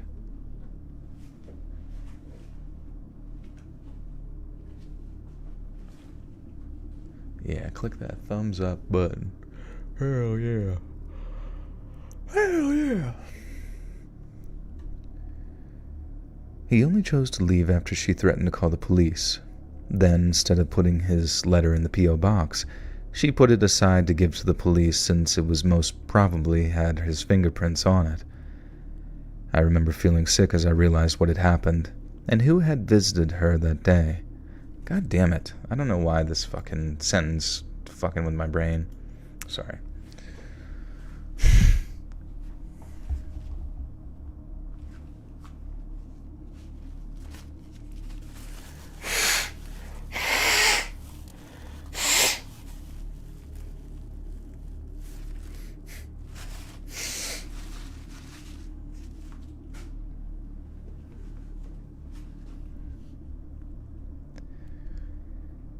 He only chose to leave after she threatened to call the police. Then, instead of putting his letter in my P.O. box, she put it aside to give to the police since it most probably had his fingerprints on it. I remember feeling sick as I realized what had happened and who had visited her that day. I also felt like a complete moron for not realizing that the P.O. box numbers can be tracked to a location. Now, just for reference, it's only private companies that offer that kind of security, and you pay a premium for the privilege, too. I found that out when I was looking into opening one, but in the end, there's still a shred of shame that flares up when I say this. I gave up. I decided I wasn't cut it out.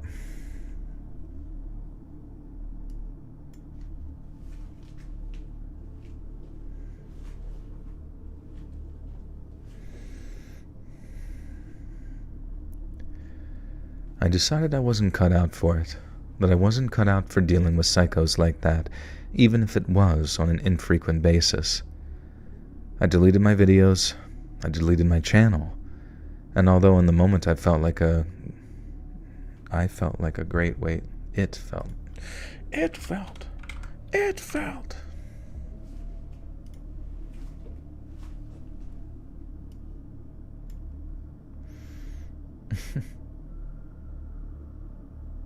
What's up, Jessica? Don't use God's name in vain. What does that mean? And that's technically not his name, isn't it? Isn't his name like Jehovah? If you're talking about the Christian context. God is more just like a generalized concept.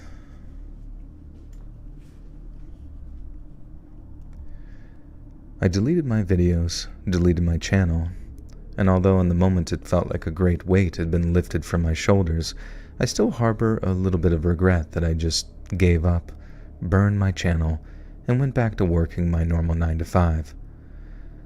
I've thought about getting back into it from time to time, and I could start a new channel, keep my face and location off camera and offline, kind of like this channel.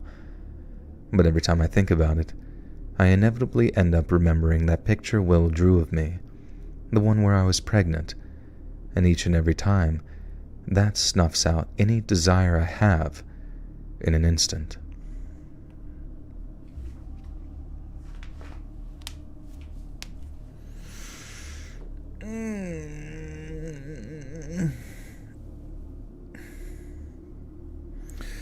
God is very veiny. Oh, man.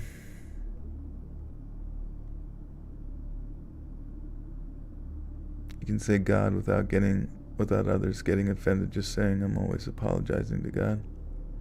You can say God without others getting offended. Yeah, I mean, I guess yeah, I don't know. It's weird to think sometimes why humans even get mad about anything. Like, if it doesn't physically hurt you, it's just like ideas that originate from inside of your head make you upset. You know what I mean? Like, you hear vibrations come from someone's mouth and it doesn't literally mean anything to you. It could be in a foreign language and you would never know. It could be the most offensive thing you've ever heard, but it's in a foreign language and you never know. But for some reason, we as people just like hear words and we're like,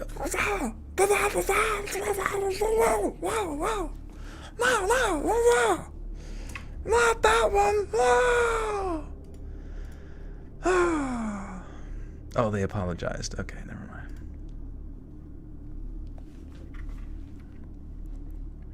If I wanted to submit a story, how would I go about doing it? It's from Appalachians. You can submit it to Let's Read Submissions at gmail.com.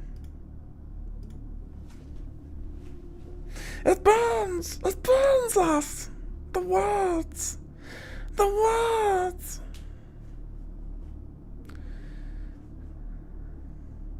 For me, God is God. Jesus is God, and Holy Spirit is God. But I just call him God. Not any special names.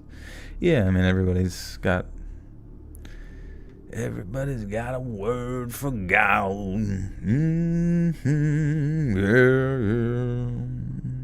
I sing the blues to God, Lord above. That's me if I was a frog floating down Louisiana River. You just came across me. That's my favorite frog song. Do I read all my stories through email? There's the majority of them come through email, but you can submit it over Reddit to r/letsreadofficial.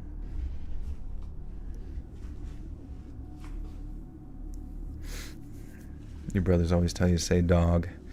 Yeah, I mean, I remember that was like, oh man, I remember this one kid in school would always like, hey, don't take the Lord's name in vain. Like, he was dead serious though too. He'd come up and like poke you in the stomach.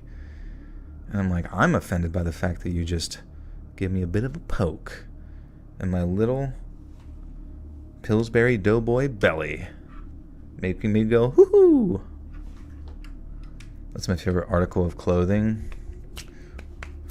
Okay, we got underwear. Those are cool. That makes you feel, pretty cool.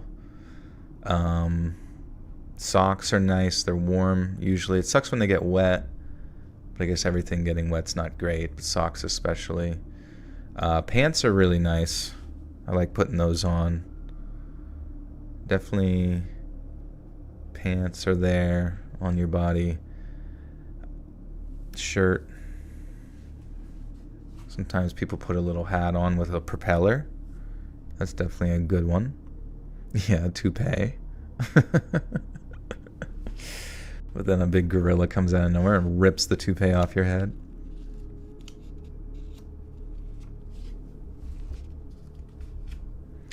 Yeah, we should all just go back to wearing loincloths. What the hell happened to that shit? I feel like human fashion peaked in like 30,000 BC and we just kept overcomplicating things, you know? Briefs or boxers. I definitely have some sort of hybrid of like boxer briefs that I enjoy. I wear a lot of like the Under Armour style ones.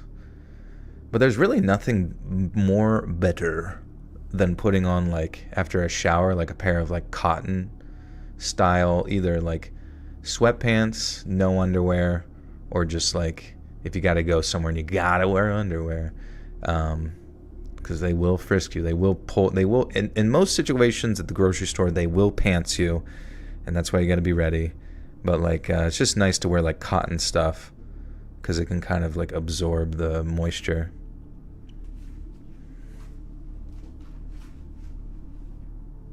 Yeah, togas. Togas were sick. Or yeah, mammoth skins. What the fuck? What happened to that?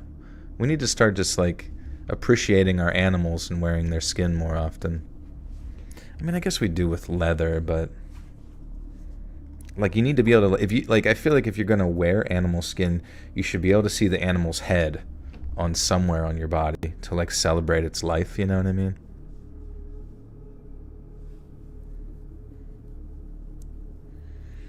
Or just straight body hair. Exactly. Body hair was the initial clothes of the body. And we just had to go and fuck it all up.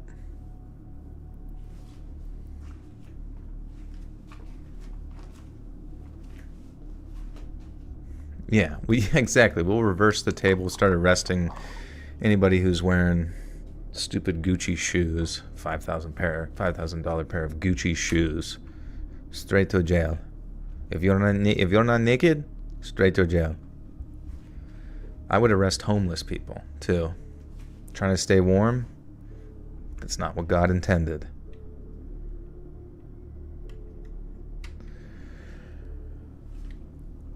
Not a fan of Harry? Well, I hope you're ready to freeze this winter.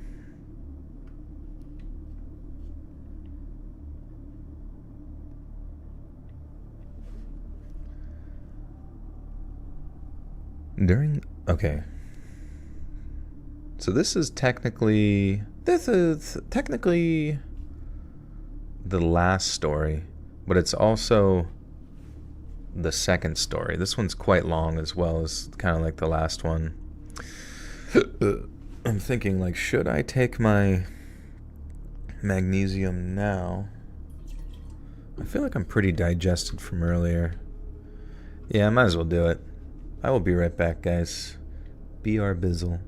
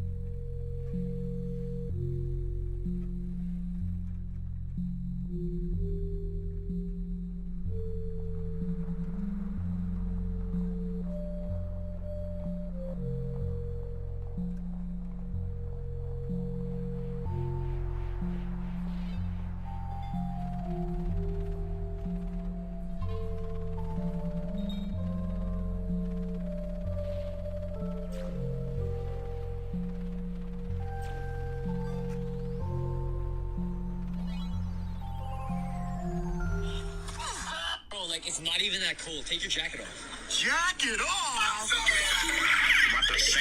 Bro, like, it's not even that cold. All right. We're back, baby.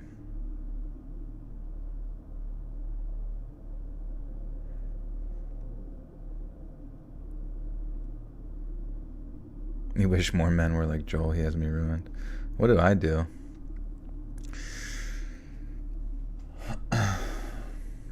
I don't know. I think the only reason maybe I am more... I think the reason people like people more... I even said one thing. Is just that you guys are more exposed to me, I guess, if that makes sense. Like, you have more time with who my personality is. And I have, like, the freedom to sort of be that personality, I guess, at my own terms or whatever. So it's definitely a very, like, asymmetrical interaction that's also, like, not how normal human interactions would normally be in real life. It's actually tough, like, thinking about real life human interactions, because, like, someone you might come across in the grocery store might be, like, a really, really cool person. But it's just like you don't have time to get to know them. There's just no time. Same with someone at work. Like, it's always, you know, if like work or even like social time like actually involved, there should just be more fucking, not necessarily speed dating, but just oh my god, I got a good idea for like speed dating bullshit. Okay. Oh my god, this is actually brilliant. So you're both, it's sort of like a confession booth. You know how like in confession booths or whatever, I've never actually been in one, but I always see it in the movies, and it's like you can't really see the priest or whatever, but like both people should like not be able to see each other, but there should be like prompts or questions that they filled out that the other person gets to read, and then they like, or maybe even in like a weird way, you don't even get to hear the other person yet. There's just questions asked in that thing, and then they get to like speak their mind about who they are. And you don't even have to see each other, kind of like the internet or some shit, but you get to see how they are and whether or not you think you might have a good interaction with them. And then you mark at the end like which ones you were interested in or whatever. I guess that's kind of what like they do, like films, not films, but like film interview. I don't know. I'm just trying to think of like a fun little way for people to like actually get to know each other.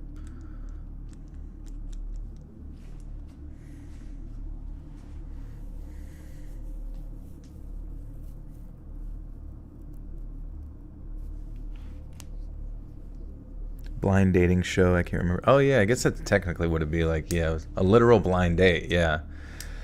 But you don't see each other until like till two people like match, and they're like, that would be good. Your birthday was yesterday. I'm never going to grow up. I'm 70 years young. Heck yeah. That's awesome.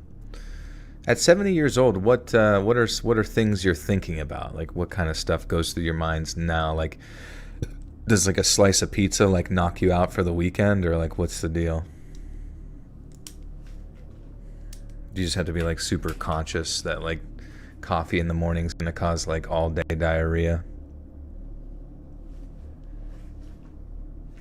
The blind date killer.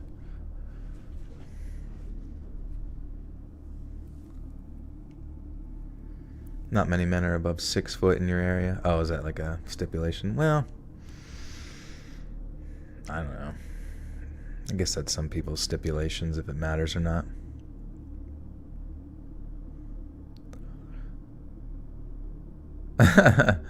Braulio with the 2. Lazy Masquerade said, you soft as fuck. I have soft, supple skin. I appreciate him saying that. I've been lotioning my whole life. Can't be ashy. Alright, where were we? Remember, if I make a mistake, I gotta gift 5 subs and 5 DOMs.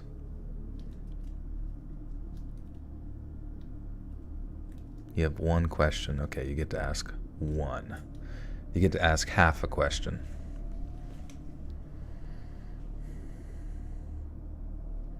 With a 30-year-old mind and funny. That's good.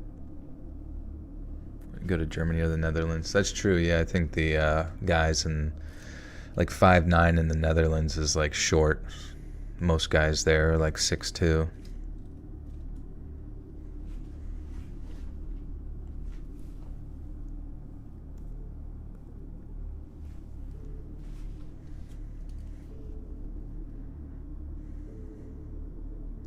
Do I still have my baby blanket? I wear it as a cape everywhere I go.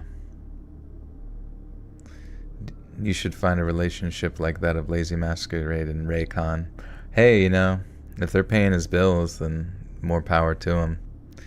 I feel like the unfortunate thing for some of his videos is they get age restricted, it sounds like. So if there's something that can fill the blanks, then you might as well. You just have to skip it over if it's annoying.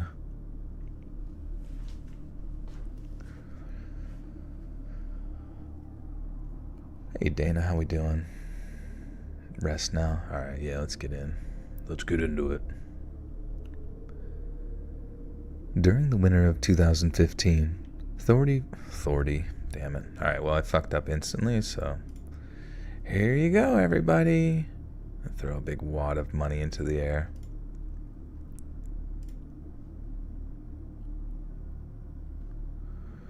Boom shakalurka. Gifties, yay!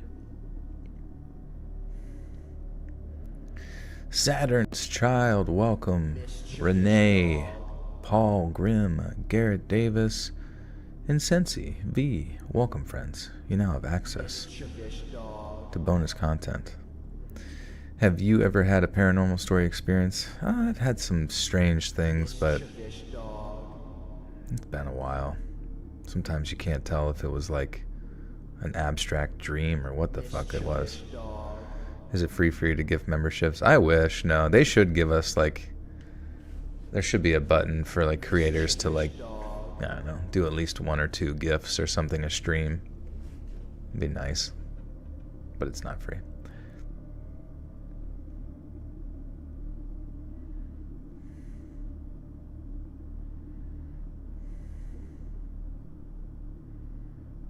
Still on story 1. No, this is story 2, but it is 2 of 2. But these are just longer. Oh, you use the Inspizia account. Okay, interesting.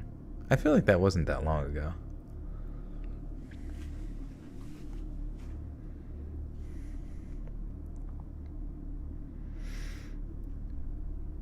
During the winter of 2015, 34-year-old Lenny Royal was living in Brighton, a vibrant metropolitan city on the southern... Damn it. Do I like butterflies? Yeah, like the fucking... What are they called? Monarch butterflies are sick. I really like moths. Butterflies are cool, but they're a little crispy. And I really, really like moths because they have some hair to them and they're softer. There's like some people don't like them. This one guy I knew, he said that he hated the fact that they flew erratically.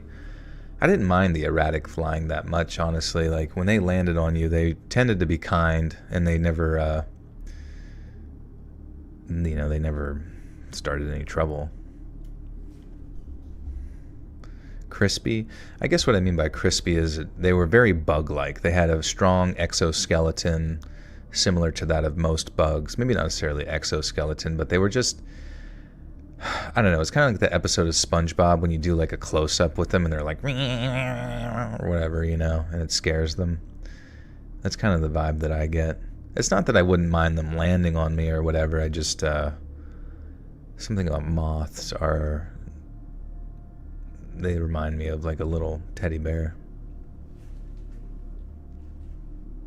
Ladle, ladle, ladle.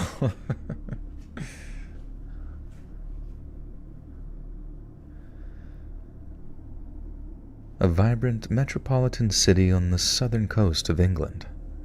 Lenny was originally from New York City, but after falling in love with an Englishman over a decade before, had been splitting his time between Britain and America while engaging in his lifelong passion of hairstyling. Yet Lenny was no regular hairstylist, and continues to hold a reputation as one of the most talented professionals on the planet. His clients have included the likes of Haley Baldwin and Sigourney Weaver, and since he could easily find work on either side of the pond, his transatlantic lifestyle was both viable and profitable. But towards the end of 2015, the breakdown of his 12-year relationship became the catalyst for a harrowing series of events. It's not exactly clear how Lenny's relationship came to an end, but by his own admission, it sent him into a deep and debilitating depression. Lenny was prone to such bouts of melancholy, having already suffered his fair share of personal tragedy.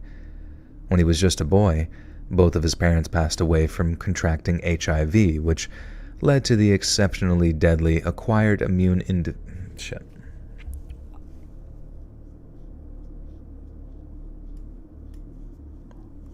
Angel, thank you for the 14 Canadian. Very kind. Thank you. This is a true crime story, yes. There's some pretty moths. Sometimes I get to see Luna moths at my parents'. I get monarchs at my house a lot. That's cool. Monarchs, they migrate, don't they? The theme of today's stories is internet psychos.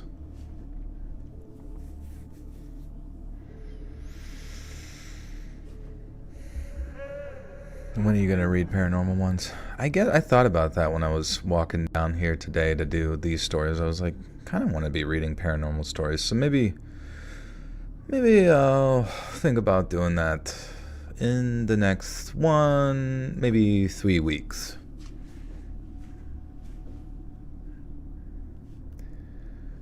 When he was just a boy, both of his parents passed away. When he was just a boy, both of his parents passed away after contracting HIV, which led to the exceptionally deadly acquired immune deficiency syndrome, more commonly known as AIDS. Lenny's father was a heroin addict and contracted HIV through sharing used needles. He then unwittingly passed it on to Lenny's mother during intimacy.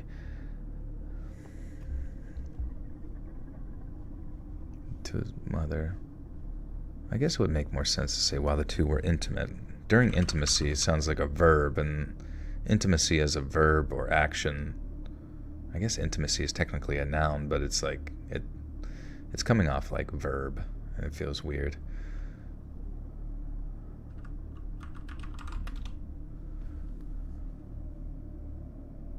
He then unwittingly passed it on to Lenny's mother while...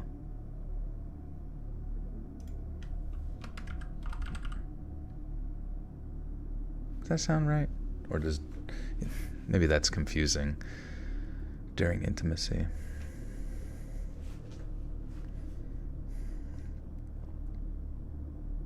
I mean, you don't even need to tell her how they passed it on. Like, it's pretty fucking obvious. If they're married, they're probably fucking. And just say unwittingly pass it on to Lenny's mother. There, boom. He then unwittingly passed it on to Lenny's mother. When young Lenny learned that his parents... Damn, dude, what the fuck happened after this story?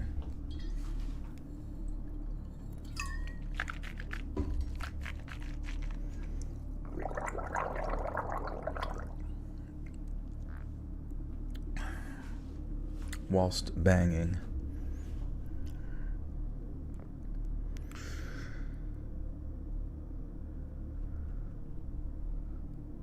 When young Lenny learned that his parents were going to die, it terrified him. Then watching them slowly slip away had a profoundly terrible effect on him. Separating from his boyfriend during the winter of 2015 resulted in similar feelings of grief and loss, which in turn brought back terrible memories of his parents' passing. Lenny knew that he had to do something to shake the depression that he was feeling, so after a period of contemplation, he downloaded a dating app known as Grindr. Lenny was no doubt looking for what is commonly referred to. Fuck. I don't know why I'm like, as the stories go on, my like face gets melted.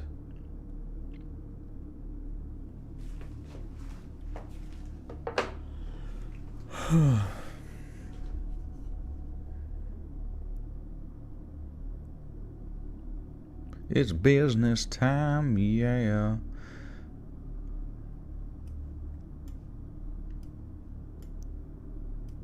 Ooh, you know what time it is? It's business time.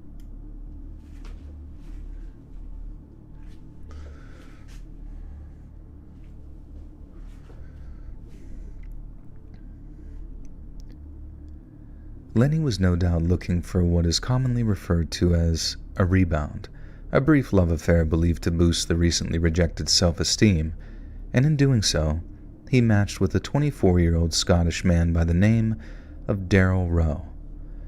Darrell, originally from the Scottish capital of Edinburgh, had himself suffered a rough upbringing.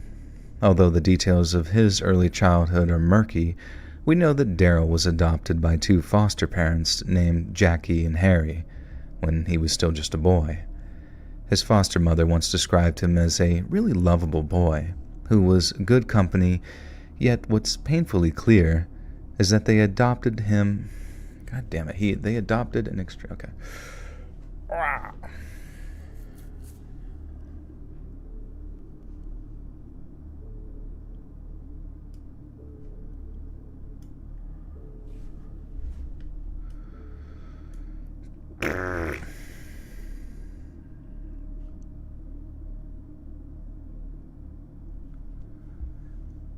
His foster mother once described him as a really lovable boy who was good company, yet what's painfully clear is that they adopted an extremely damaged child.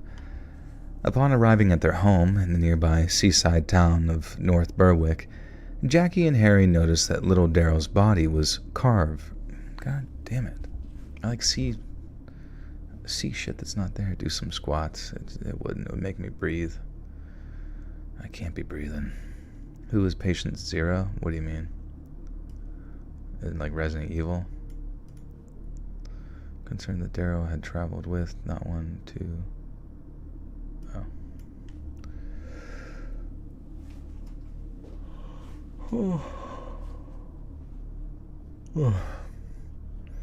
Oh, you mean for HIV/AIDS? I don't really know what the conspiracy theory is for that. I mean, like, specifically a sexually transmitted disease that, like, targets the immune system is a bit odd. And I remember hearing that there was, like, some abstract connection to, like, the same characters, present on responding to COVID during that time as well, which was a bit odd when you kind of look into that, but I didn't really follow up with it too much. I'm still going to stream tomorrow? What do you mean? What day is it? It's technically Sunday night for me.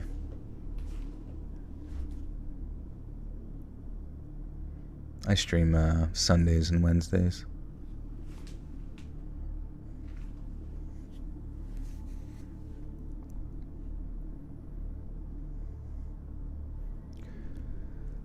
Upon arriving at their home in the nearby seaside town of North Berwick, Jackie and Harry noticed that little Darrell's body was covered in scars. They were also rather concerned that Darrell had traveled with not one, not two, but 120 Barbie dolls, over which he displayed a fierce protectiveness. Jackie and Harry tried to raise Darrell as best they could, and they spared no expense in the pursuit of turning the young man's life around. Then one day, when Darrell was in his early 20s, he announced that he was leaving Edinburgh and moving all the way down to Brighton in England. Although an educated guess, it's easy to assume that Darrell moved to Brighton due to it being a historical haven for young gay men. Oscar Wilde was a frequent visitor to the city, with one local historian explaining that Brighton has long been a refuge for those seeking freedom from the strictures of conventional society. He thanked his foster parents for everything they'd done for him, promised to stay in touch, and then ultimately relocated on April of 20.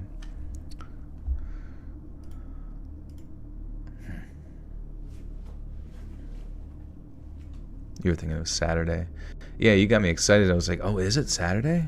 I was like, well, I'm ahead of the schedule.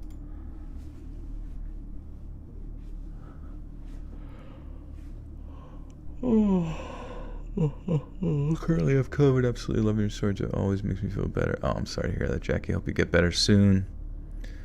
Hope you can stay on top of it.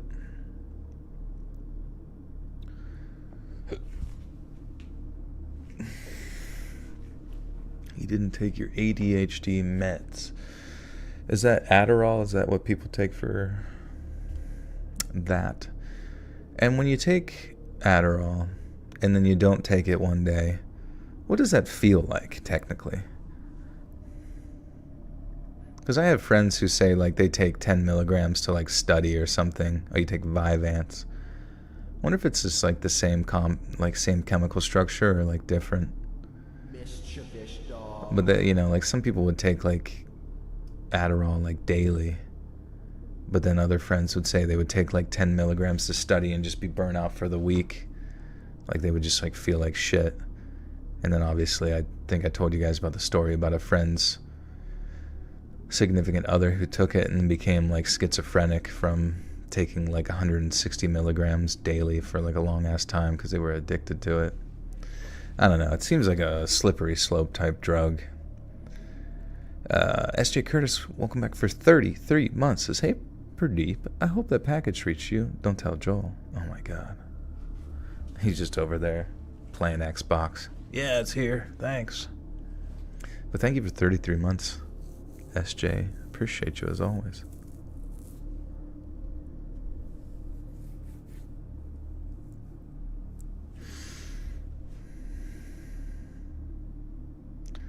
A neighbor down the street had a brown recluse infestation. Oh my God, dude.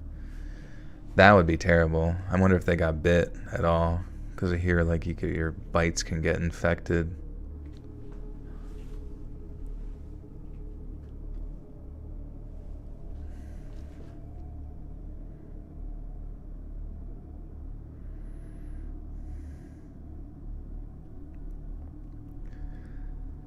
He thanked his foster parents for everything they'd done for him, promised to stay in touch, and then ultimately relocated in April of 2015.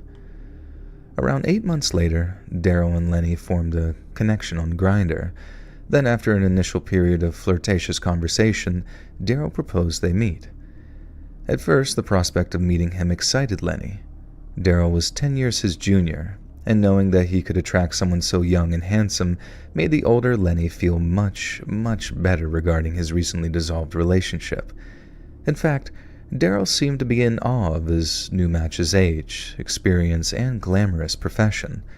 But the pride Daryl's charm allowed Lenny to rekindle may have seriously clouded his judgment when it came to what happened next.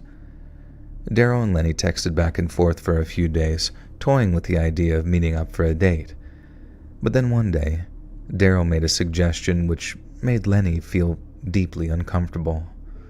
When the subject of physical intimacy arose, Daryl seemed to flippantly eschew the idea of using a prophylactic, or in other words, he flat out refused to wear any kind of protection. For Lenny, this was a definitive red line, and although he and Daryl had already swapped telephone numbers, he'd taken such offense that he began the process of blocking him on various social media platforms. It was only at the very last second that Daryl managed to salvage his attempt at romance when he gave a categorical promise to wear protection in the event that they became intimate. Daryl might have saved himself from Lenny's... Daryl, what the hell are you doing?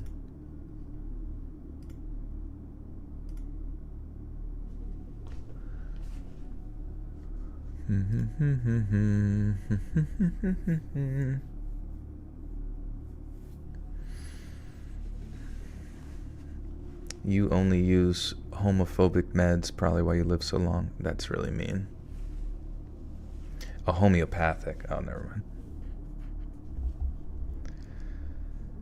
mind. Daryl might have saved himself from Lenny's blocked profile section, but he was still on thin ice.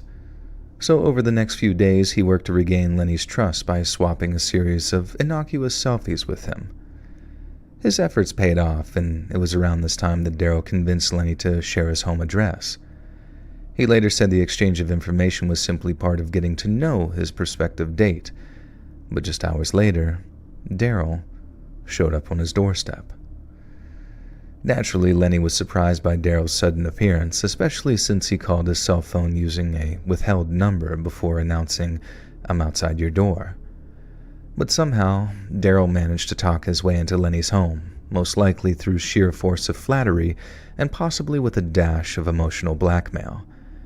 Perhaps there was talk of a miscommunication, with Daryl saying how he'd come an awful long way just to turn around and go home again. There's no doubt that Lenny made a sizable error of judgment in allowing a near stranger into his home, and by his own admission, it was an extremely regrettable decision. Yet the price he paid is the stuff of nightmares. After a few hours of drinking and flirting, the two men climbed into bed together, and at Lenny's insistence, Daryl swore that he'd wear a prophylactic. Then once their lovemaking had concluded, the prospective couple engaged in deep conversation, with Daryl sharing his passion for veganism and juicing. Lenny then added to share some...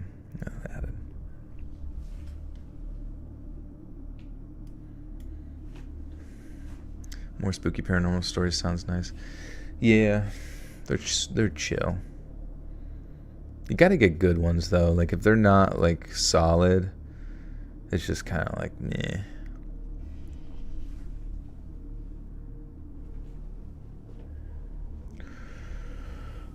Oh, anything cool going on lately? Anybody playing Minecraft?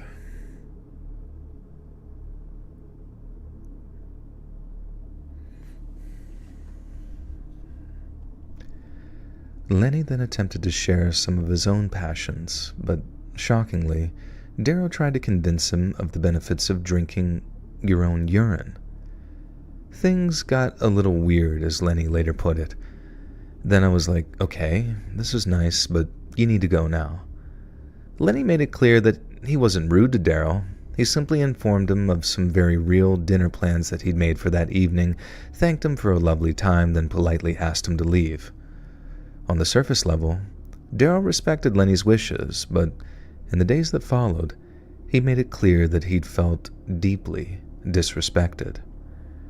Daryl not only complained bitterly to Lenny, but he became increasingly erratic when he felt that he wasn't being given the proper amount of attention. To Lenny, it was clear their budding relationship had no future whatsoever, so after informing Daryl of his wish to part ways, Lenny blocked his number, preventing him from calling or texting. About a week went by when Lenny received a call on his cell phone from an unknown number. Curious, he answered the call only to hear Daryl Rowe's voice on the other end. "How dare you block me?" he demanded. "Do you honestly think that you can get rid of me so easily? You'll never get rid of me, ever. You're going to burn, Lenny. You're going to burn." And once it was clear that the sole purpose of the call was to unleash a torrent of abuse, Lenny Royal ended the call, then blocked the number. He believed it was nothing more than the work of a bitter former lover, lashing out in spite. Little did he know, Daryl's words had a horrifying significance. 2 weeks later, Lenny woke up one morning feeling a little under the weather. He figured that he'd simply caught a cold and with the proper rest would most likely recover in a matter of days. But when a matter of days turned into an entire week's worth of malaise, Lenny visited a pharmacist to purchase antibiotics. However, after describing his symptoms, the pharmacist stringently recommended that he visit a hospital for a more in-depth diagnosis. Lenny did what I should do. Long-time fan. What's up, Cody? How we doing?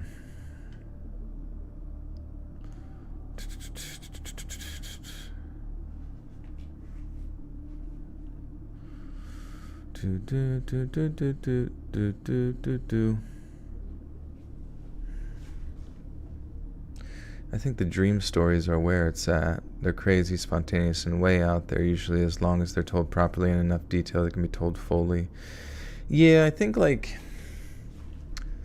since I built the channel kind of around, like, mainly, like, true scary stories, and then there's a slight deviation to, like, true crime, but then there's a slight deviation to the paranormal, I almost feel like the deviation goes further when you deviate for dream stories. And even though they are interesting, because they technically are a quote-unquote nothing burger, people get, like, I just get more like frustrated comments with them than I do even the paranormal stories, just because they're like, what the fuck?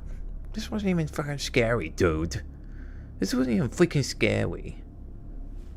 Nothing even freaking happened. It's just a stupid dream.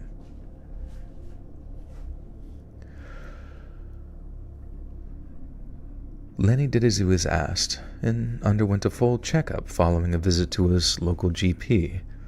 Then, when the results of various tests came in, Lenny received a call from his doctor. It was one that would change his life forever. Lenny, who believed that he was suffering from little more than a stubborn strain of influenza, was told that he was HIV positive.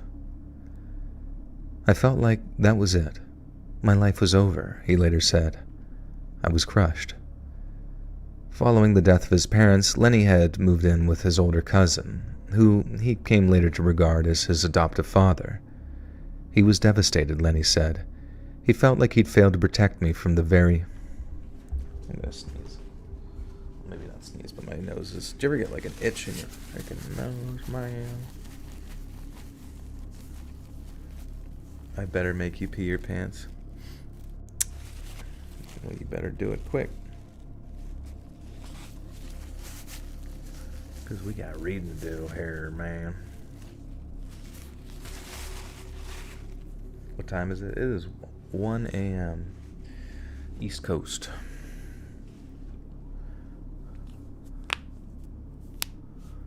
You got a bunch of scary dreams I could pass on. I mean, you can post them in my subreddit or email if you want, but I can't honestly say that I really ever read the dream stories very often, to be honest.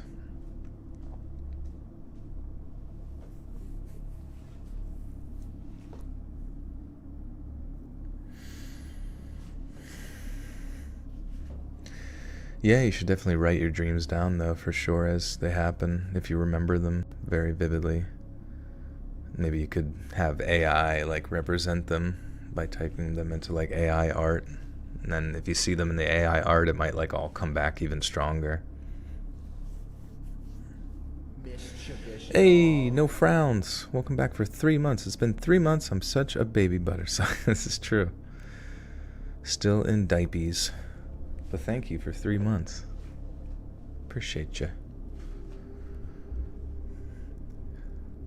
Following the death of his parents, Lenny had moved in with an older cousin, who he later came to regard as his adoptive father. He was devastated, Lenny said. He felt like he'd failed to protect me from the very same thing that killed my parents, and he'd promised my mom I'd never suffer like she did. I had to tell him it wasn't his fault, over and over, but he still cried. He still said he felt like a failure. In the weeks following his diagnosis, Lenny made repeated trips to a local medical clinic to receive medication and examinations. Being the social butterfly that he is, Lenny often engaged the clinic's nurses in casual and sometimes not so casual conversation, as in one case where he shared intimate details regarding the events leading up to his diagnosis. As he spoke, the nurse Lenny was talking to turned ashen-faced, and at first appeared hesitant to speak before saying, "I really shouldn't be telling you this, but you're the 4th person that this has happened to in the last 6 months alone." Lenny couldn't believe his ears. Assuming there had been some kind of miscommunication, Lenny reiterated that in his deepest, darkest thoughts, he wondered if a former lover had deliberately infected him with HIV. There had been no miscommunication. The nurse confirmed that in the recent past, 3 additional men had reported being deliberately infected with HIV by a recent lover. But not only that, the same malevolent person had actually taunted them via phone call following their infection, hinting cryptically at the ordeals that awaited them. The first was a man in his early 30s, Stuart Roger, who made contact with Daryl using the dating app Grindr back in July of 2015. In a very similar fashion to his interaction with Lenny, Daryl was insistent that he and Stuart meet at the first available opportunity. He insisted that Stuart stop by his Brighton apartment, and when he did so, Stuart found the front door open and unlocked. "Just come on in," Daryl said via text message. "I'm waiting for you." Shortly after Stuart's arrival, he and Daryl became intimate, and as far as Stuart knew, Daryl had worn the appropriate protection.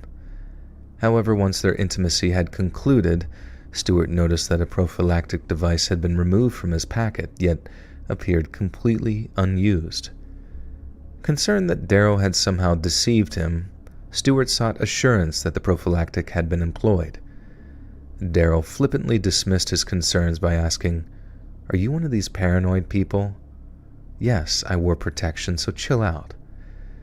Once sufficiently reassured that Daryl had complied with his wishes, Stuart began attempting to engage his new lover in conversation. Yet when Daryl seemed much more interested in showing Stuart his favorite Pokemon videos on YouTube, Stuart suggested that they part ways and arranged to see each other again soon. Again, Daryl seemed to take the polite dismissal in his stride, but not long after his departure, he called Stuart. Stewart?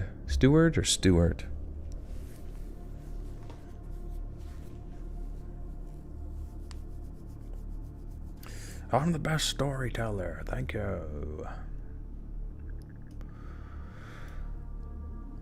The creator with the two. "Yo, what's up? I just heard a rifle fire outside." Oh, interesting. Are you out in the woods or something? You love some ocean stories. Yeah, I have a few of those now, it seems.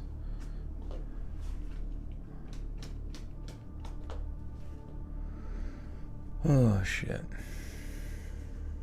But thank you for the two. Have I read Harold and the Purple Crayon? Oh, I was in the suburbs. What makes you think it was a rifle? Is it the way that it echoed or something like that?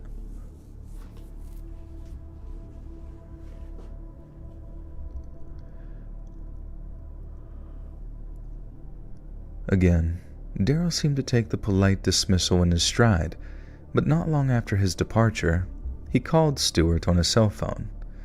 Stuart assumed the purpose of his call was to arrange a second meeting, but when he answered his phone, Daryl remained silent. Stuart asked if he was okay, but again, Daryl chose to stay silent until he eventually ended the call with... God, why is my voice cracking now? I don't fucking know.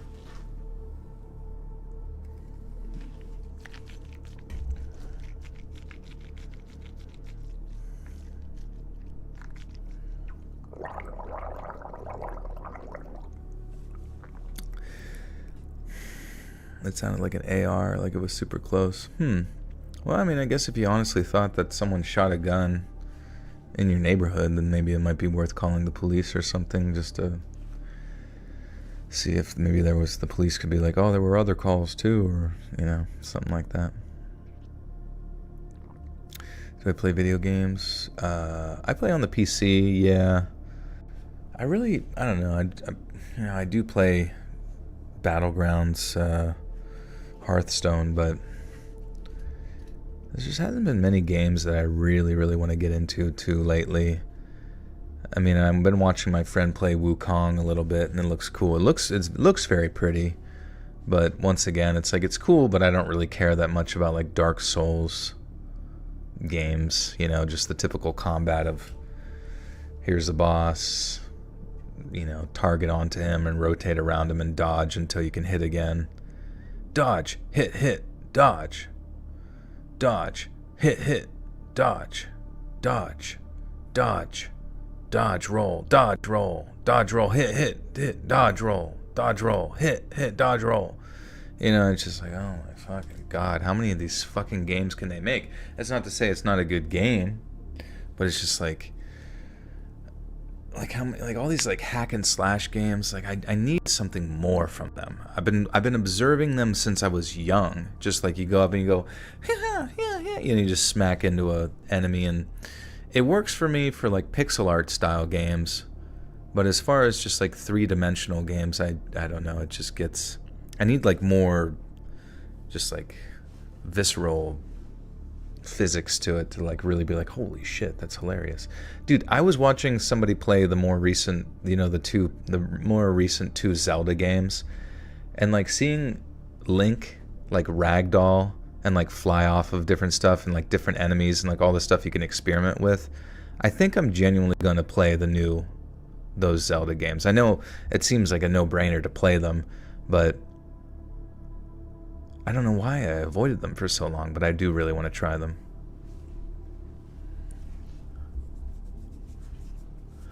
You play Halo Infinite multiplayer. Oh, interesting.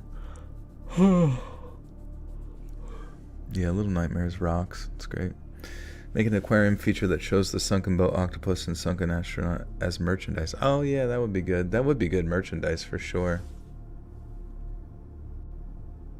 I do have Robin working on like 4 pieces of new merch, and then I'll be able to do like a promo on a video or something to like try new merch, which would be a good way to like get it going.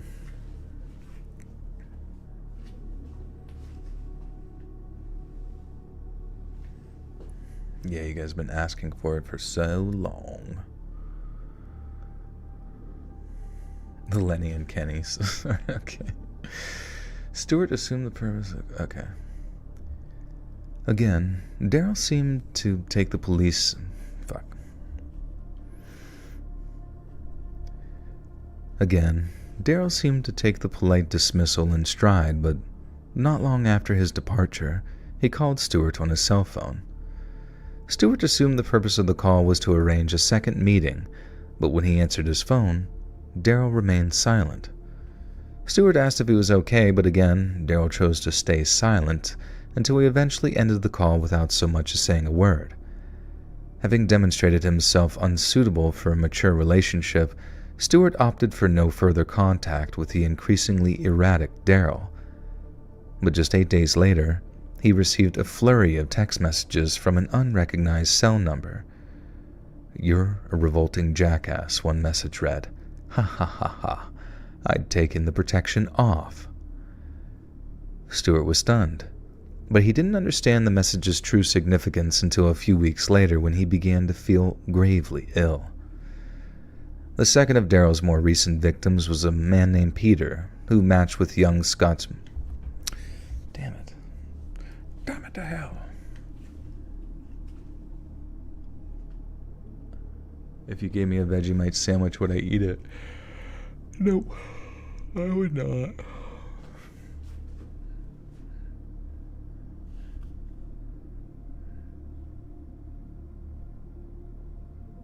The Batman Telltale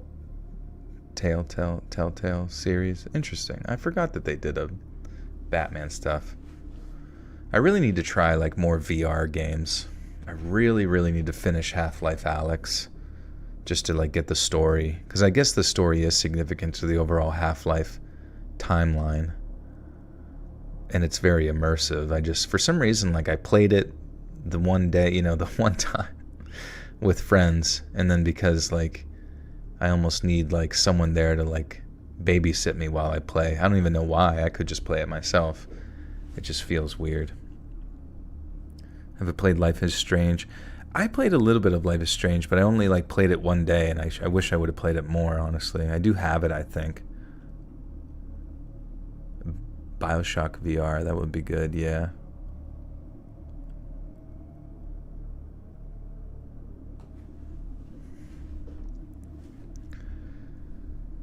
The second of Daryl's more recent victims was a man named Peter, who matched with the young Scotsman after realizing they frequented the same gym. He was a good-looking guy, Peter later said. He was also very charming at first, but that all changed very quickly. Daryl repeated the pattern of insisting he and Peter meet as soon as possible, and then when they did so, he told Peter that he would not be wearing any protection during the physical intimacy, and Peter was hesitant. He knew the risks involved, but Daryl swore on all that he held dear that he was clean, and that any intimacy they shared would be safe. But afterwards, the same post-coital pattern. Damn. Oh yeah, Peter, is this you in this story? It's crazy what Daryl did. But afterwards, the same postcoital pattern played out. After displaying a shocking level of immaturity, Peter proposed that they part ways. Yet just days later, Daryl sent him a testament. Dude, I am like slurring my fucking words.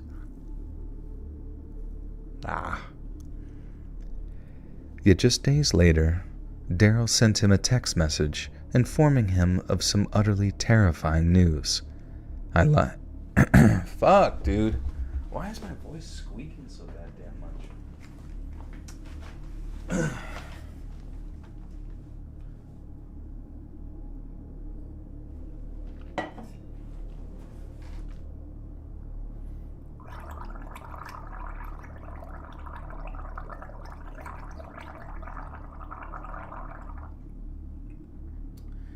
I don't even want to read this anymore.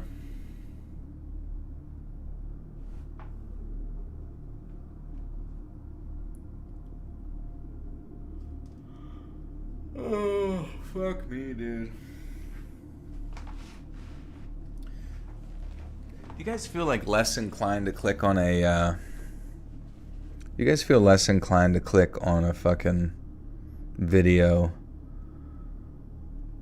if it says 2 stories? Because there's only going to be 2 stories. Gargling cum, yeah. Just sitting back there. Hold on a second. Let me get my dollop of cum ready in my mouth, please. Pradeep, go get the cum. I must gargle. Yes, sir. Right away, sir.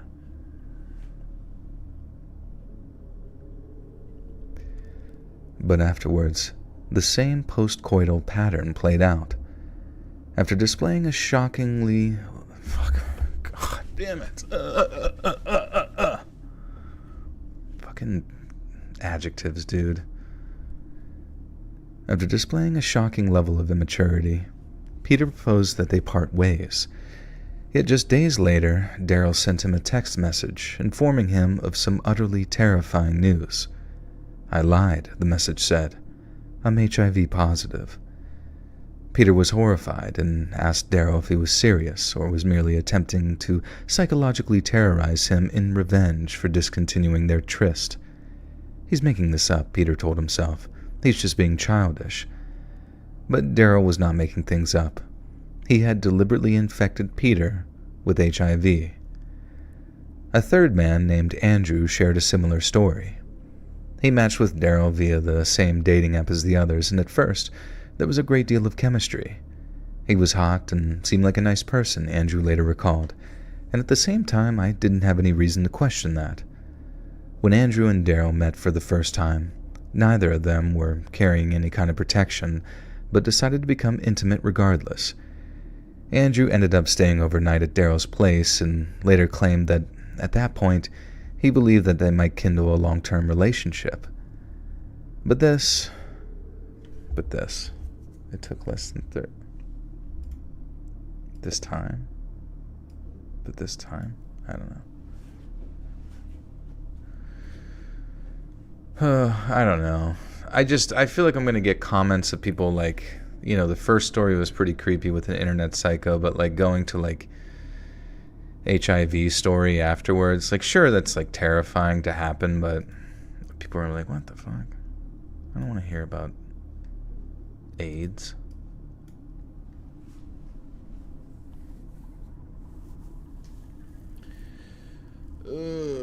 Could you say Joel reads the manual for IKEA furniture? There would be zero hesitation. Oh, it could say. Oh, okay.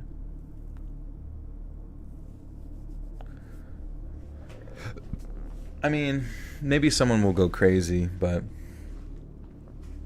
I don't know. Like, sure, it is. I mean, if you think about it, I mean, it's a disease that kills you. So someone going and like actively spreading it is technically murdering someone in a weird, diabolical way, which just like, you know, technically this guy is a psycho. But I guess it's weird. It's definitely not like your typical true crime evil.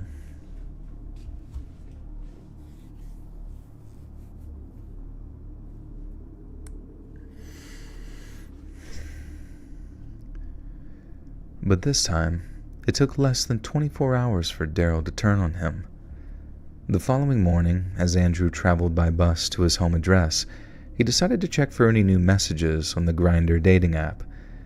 However, when a user activates the app in order to peruse messages, it notifies connected users of their activity. And this is how Daryl discovered Andrew was still using the dating app, in less than an hour after they parted ways. The discovery sent him into a rage. "I can't believe you're online already," Daryl told Andrew via text message. Andrew later said that he believed Daryl was kidding and that the message constituted nothing more than flirtatious banter. Yet when it became evident that Daryl was genuinely furious and that his show of possessiveness was not an attempt at humor, Andrew blocked him on all platforms and then resigned himself to move on. Yet just over a month later, Andrew was out drinking with a coworker when a series of text messages were sent to his cell phone. "I hope you enjoyed yourself," the first message read, while the second came with a smiley emoji and said, "I have HIV, and now you do too." It should be noted that the timing of Daryl's text messages is extremely significant. These days, if someone is exposed to HIV, they can obtain a drug known as post-exposure prophylaxis, which has the power to stop an infection if taken within 72 hours. Daryl could have quite easily informed his lovers of his status as a sufferer of HIV, but deliberately waited weeks to drop the bombshell that he had knowingly and deliberately exposed them to one of the deadliest diseases in modern history. Obviously, when each of Daryl's 4 victims realized his claims of infecting them were legitimate, they experienced a mixture of disbelief, confusion, and fear before rushing to the appropriate medical services for testing. In exchange, what am I saying? Fucking Christ.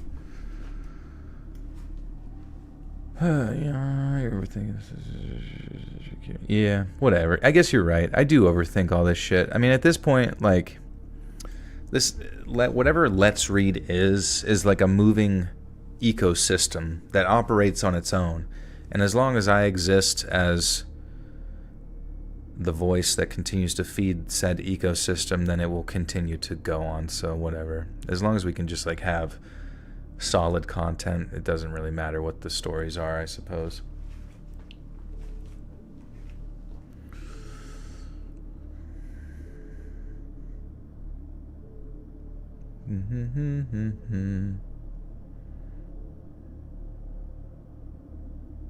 It's the voice.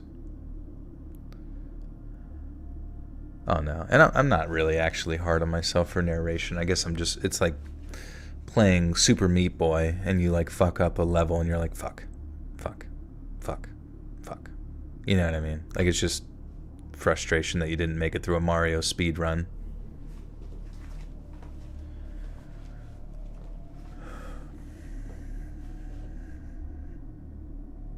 He's just hard. I'm not hard on myself. I'm just hard in general. Yeah.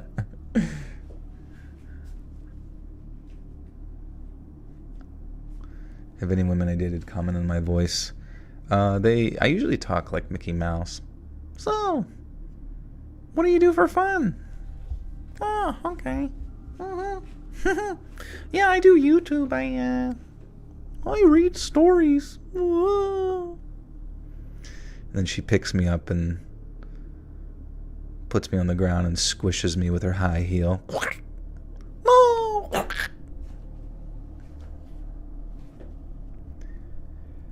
In some cases, the wait was just 24 hours, but every second of gnawing uncertainty was nothing short of psychological torture.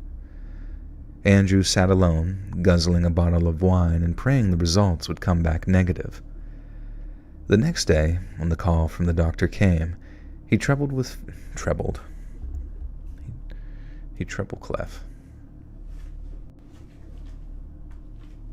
I have Mickey Mouse hands and gloves every Halloween.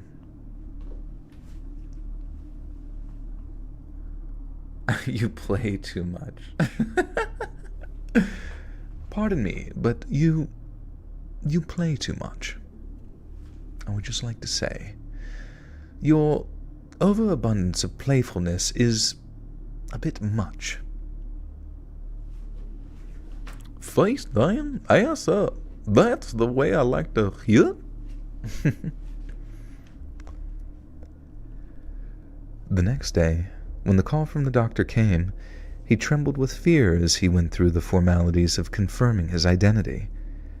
Andrew had almost resigned himself to the prospect of living out what little time he had left as a carrier of HIV and eventually a sufferer of AIDS. Yet once the security formalities were out of the way, the doctor told Andrew that his test results were negative. He almost collapsed with relief, and the same could be said for Peter, who also received the all-clear after a brief but agonizing wait. Stuart Roger, on the other hand, was not so fortunate. When informed by his doctor that he hadn't contracted HIV, or he did contract it, oh, whoops. Oh my God, imagine being the doctor that comes in like, looks like you don't have it. Oh, never mind, you do. Sorry. When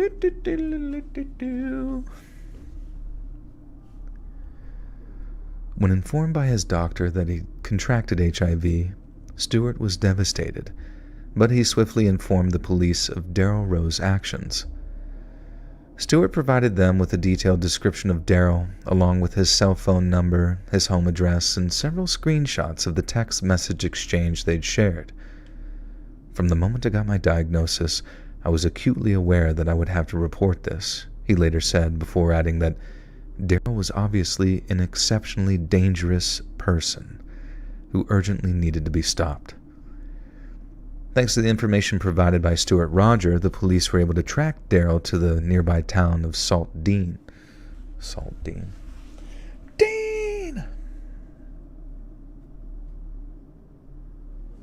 Demure. Giving me HIV, not very demure at all. Wait, how do you Salt Dean? Yeah, we surprisingly haven't had to look up too many words tonight. Pretty fucking sweet, if you ask me. Salt Dean. I'm from the town of Salt Dean.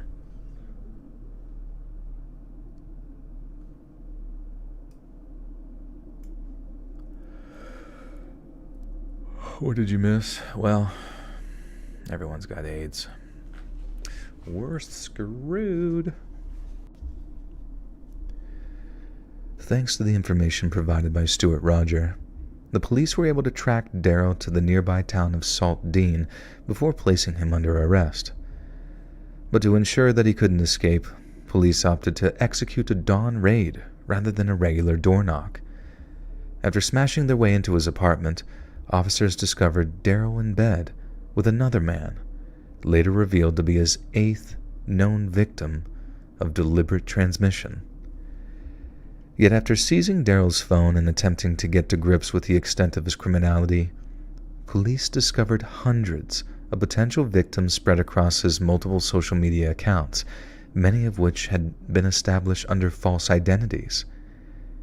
Each and every one of these men had to be contacted by police and informed of their potential diagnosis.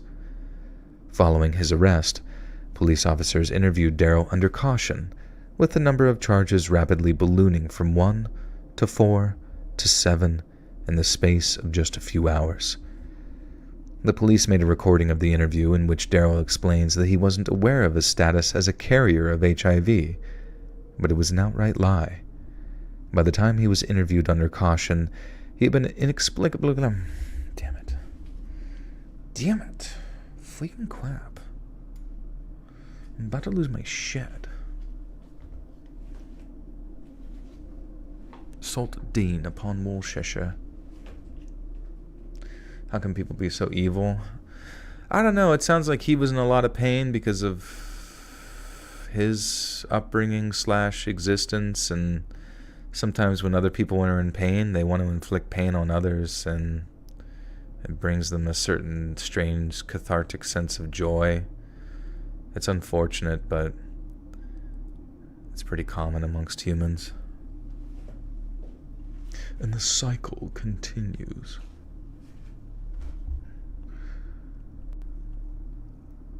By the time he was interviewed under caution, he had been explicit. Yeah, Joker style. That's what they call it in psychology. Yeah, looks like you're all fucked up. Just make sure you don't do anything like stupid, Joker style. Alright, peace. Fuck you. By the time he was interviewed under caution, he had been explicitly aware of his own dire diagnosis for almost 12 months. The police were well aware that Darryl was attempting to deceive them, and on paper, he could have been held and tried in England. But since the majority of his known offenses had been committed in Scotland prior to his relocation to Brighton, he was transferred into the custody of Scottish police and then transported to Edinburgh. For some reason, once he was safely across the border, Scottish police chose to release Darryl on bail and into the custody of his foster parents. But almost immediately after the emotional reunion, he attempted to escape justice by hiding among the Pentland Hills, which loom over the city of Edinburgh. When he heard Darryl had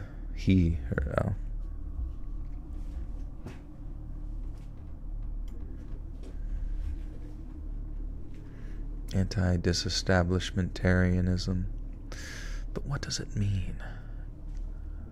Anti-dysentery.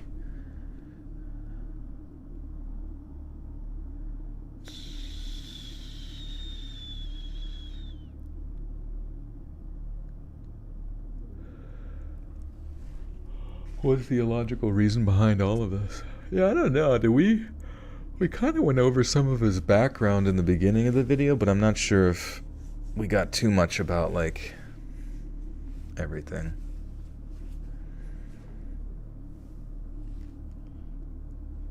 Some people, maybe he's just crazy, sociopathic, wants to control everyone.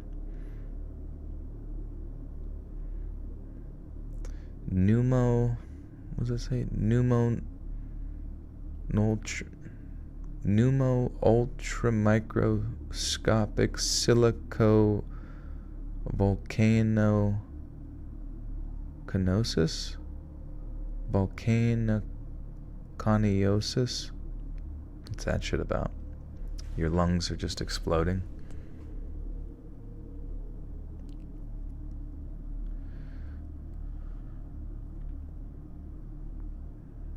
It's the new word for HIV.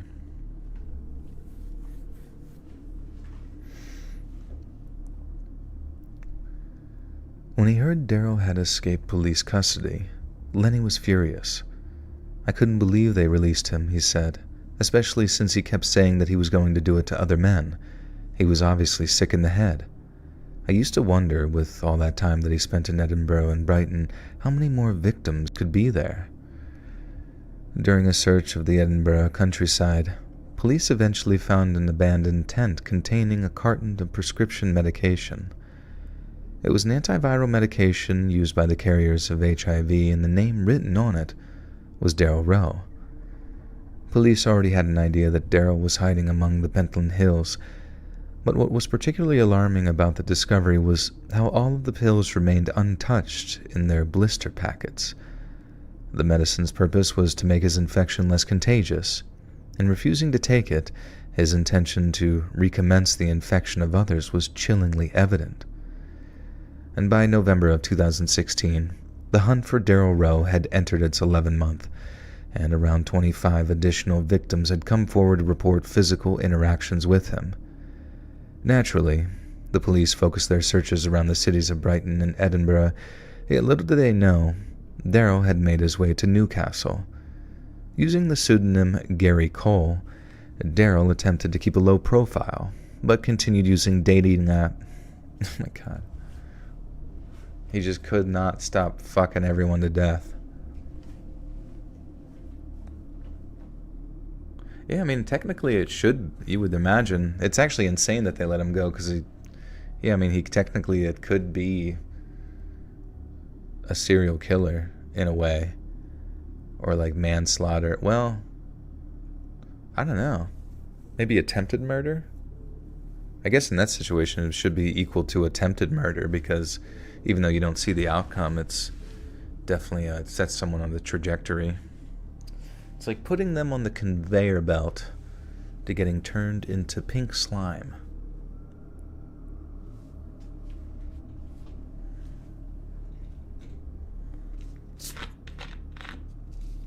second degree.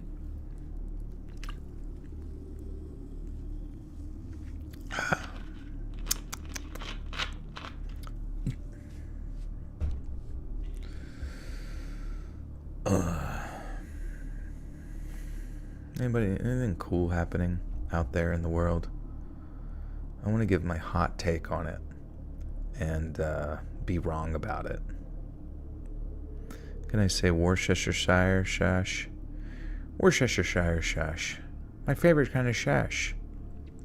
From the Worcestershire tree.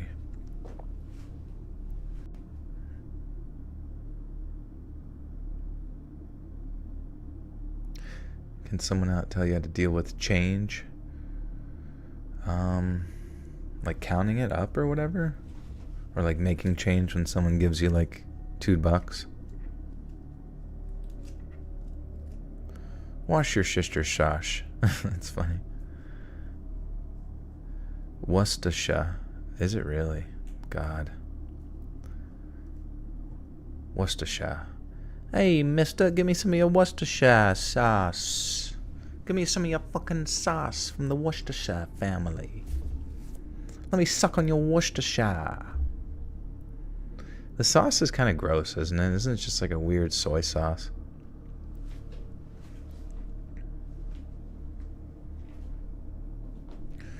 Like life changes, like job change. I've been at my job for 40 now, so I want to change, but scared of change. Oh, well, change is good. You know, you just got to do it. And then, honestly, it's only going to take you like a couple weeks to get used to it. And honestly, when it comes to change and like getting used to change, it does suck to have to do, but you just have to remember the times that you've changed things before and just how the only thing that makes you feel eventually better is just doing it over and over again. It's, you know, we talk about exposure therapy. That's pretty much what it is you're exposing yourself to something till eventually it becomes your new thing, you know? Like waking up in a new house or apartment or whatever. It's strange at first, but eventually that becomes like your normal place to wake up.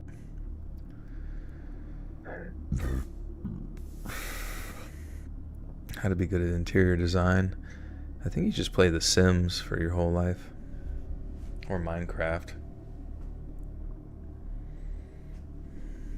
Welcome back, Julian. I like to move it. Wait, what's your sister's sauce?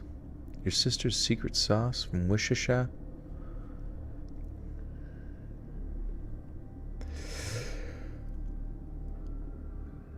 Top 3 condiments are mayo, ketchup, and brown sauce. What the fuck's brown sauce? That sounds dangerous.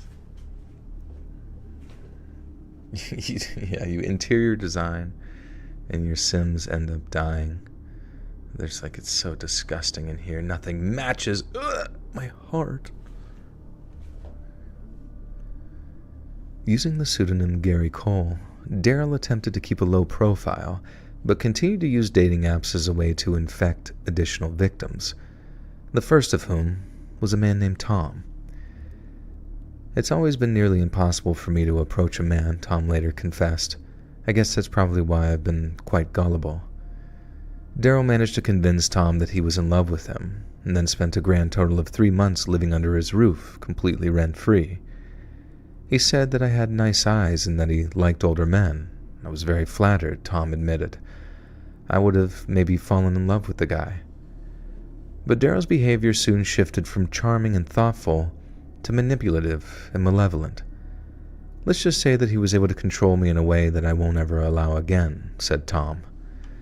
Meanwhile, police forces in both Scotland and England were busy trawling the internet for any trace of Daryl Rowe.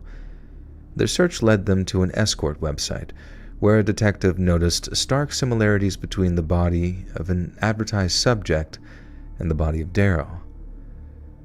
They also had a cell phone number connected to it, and when police attempted to triangulate its signal, it was determined to be in the home of Daryl's unsuspecting lover, Tom. Officers rushed to Tom's home, but when he realized that he'd once again been tracked down by the police, Daryl attempted to escape. Trapped on the home's upper floors, he leapt from a third-story window into the garden of one of Tom's neighbors.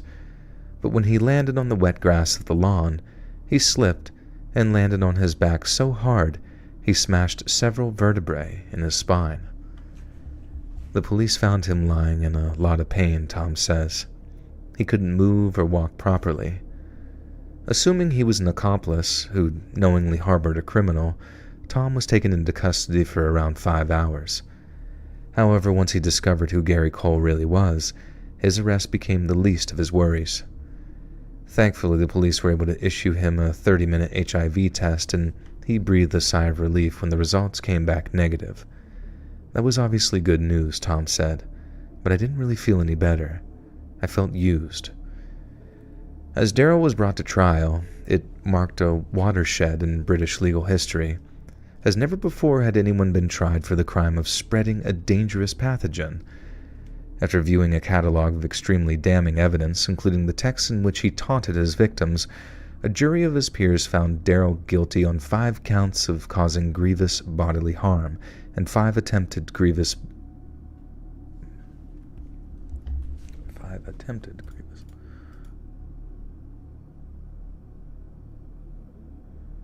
Do a gameplay of Andy and Lele. Who's that? Who the fuck is that?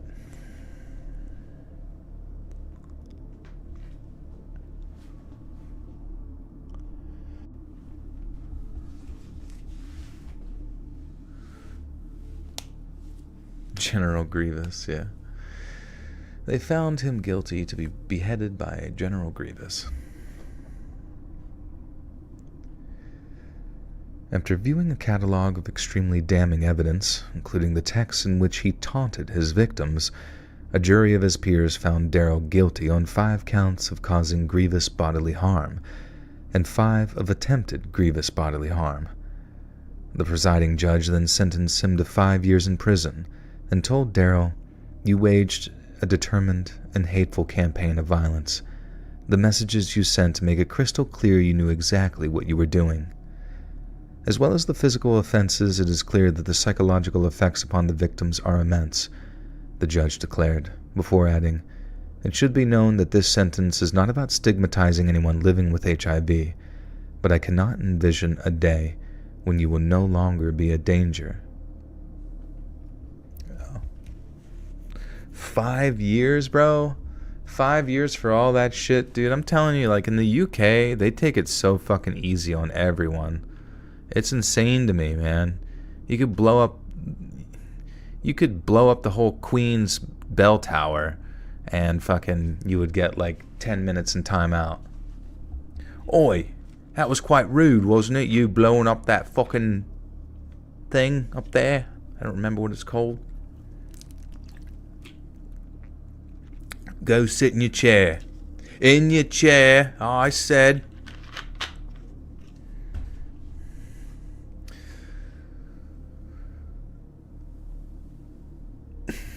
You're giving me an idea. What's your idea?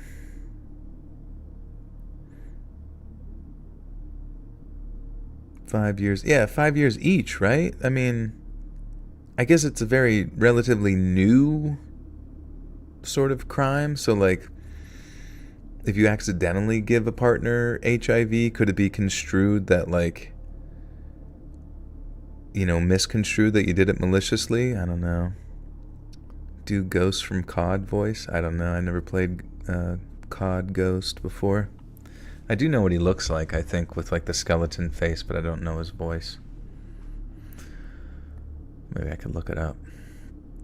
We're gonna steal the London Bell. And then steal the Constitution of India. Manchester accent. Oh, perfect. I know exactly what that is. It's right here up me bum. Oi, I'm Ghost. Hello, Ghost. Ghost. What if we tried taking Big Ben? What if Big Ben wasn't so big? Are you saying what I think you're saying? What? Oh, well, I was thinking that you were saying that maybe you were going to be shrinking the Big Ben Tower down into a little one and put it on a keychain. Oh, I mean, not really, but Oh. Okay. Fuck me then, eh? Fuck me. Always fuck me and my ideas.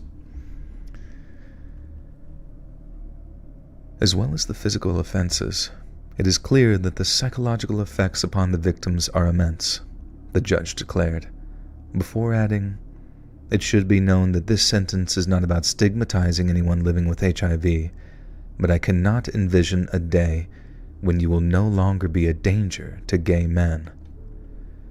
It's reassuring to think Daryl was jailed for his actions, even if it was for a mere 5 years. But what he inflicted on his victims will stay with them for the rest of their lives. I was pretty worried when I got my diagnosis, Lenny later said. Little troll from... I know, that's like my favorite, just like concept.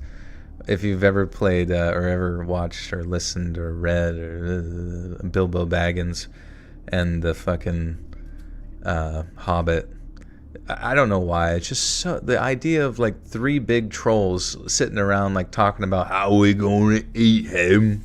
Well, I don't know about that. I'd rather dice them up, put them in a stew, let them simmer for a bit here, let the juices sit. Like something about just like how disgusting a troll sounds by using like that accent is really funny to me.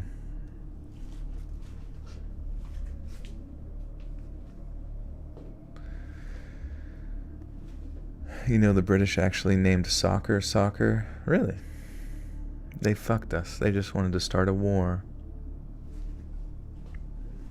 Boil 'em, mash 'em, put Bilbo up my ass. Trying out for Hobbit 4. Dude, what's going on with Lord of the Rings, man? I saw the new show, Rings of Power. Doesn't even like stick remotely like close to what Tolkien had envisioned, which is just so disrespectful, man. Like, what are you doing? What are you doing? That's not the story of Sauron. That's not how fucking Middle Earth or whatever fucking all that shit was made. That's not how the orcs are. They're not like family people. Like, I don't understand. Like, everything... Like, everything on, like, Amazon and, like, Netflix nowadays just seems like really, really bad fucking WordPad, like, 14-year-old fan fiction bullshit. It's so strange.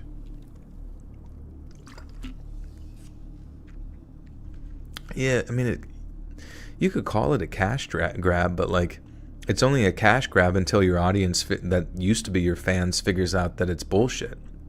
Like, I love Lord of the Rings. I absolutely love it. I'm not like obsessed with it to the point that I've read through the Silmarillion or even really the books or anything. But I mean, the fucking movies turned me on to that world and just the idea of like fantasy in general. And it's amazing. But it's like, what the fuck they've done to like Star Wars and this shit. It's just like so... It's so strange. It's so counterintuitive to like making money. And also disrespectful. And I can't, you know, eventually you have to like start pondering like, is this purposeful? Is this like a purposeful like self-destruction of like an intellectual property? Like, was it really worth like a couple $1 billion? You know what I mean? To invest in just to, like, is that, do you get a write-off that? Can you write that off? Can Amazon write off $1 billion because it was a fucking flop?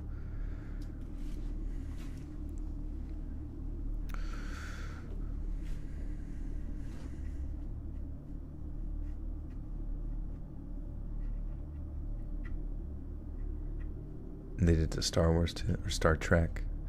Yeah, I don't know. I have no idea. It's strange. Yeah, and like the Acolyte actually got canceled, and it was like, and the weirdest thing is, I see the writing, and it was like it was so disconjointed. It was like every episode was written by somebody new, but it's like you need, in the same way that the more recent Star Wars movies were directed by somebody different every time, and like put through like a million different fucking just like writing filters and edits and stuff. It's like you need a fucking clear vision.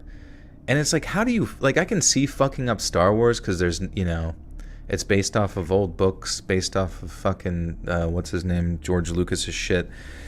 But it's like Lord of the Rings, like, Tolkien went into like explicit detail of like the, you know, the tapestry and the art that you would find on the side of a fucking, you know, spell book. He would go on for pages and pages about like his detail in that, and then the Silmarillion talking about like the history of Middle-earth. And I mean, there's so much rich detail that you could pull from all of that, and yet they're just like, I don't really like to read. I'll write, but I'm not reading, especially not like for something that's like that I should be like honoring the source material. That's like fucked up, man. That's like fucked up. I don't know, fuck them. Fuck them and their whole stupid show, dude. They suck. Bad.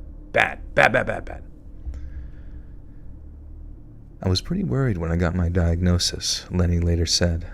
I thought I was going to be that person no one is ever going to want to be with. But while there's still some prejudice in the gay community, a lot of people don't really care.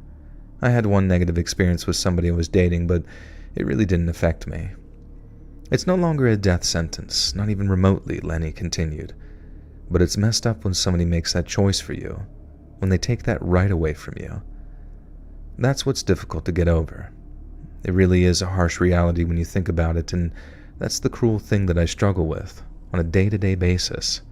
How can somebody be so cruel?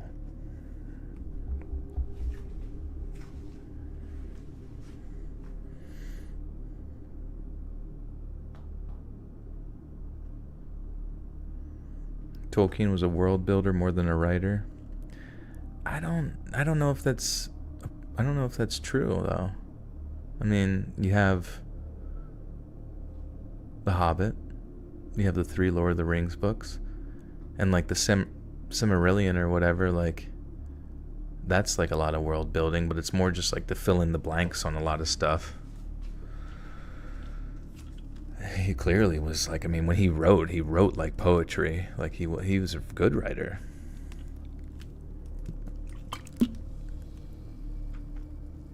I don't know. Whatever. I guess at the end of the day, we don't really need, like... Does everything need to be good? I don't know.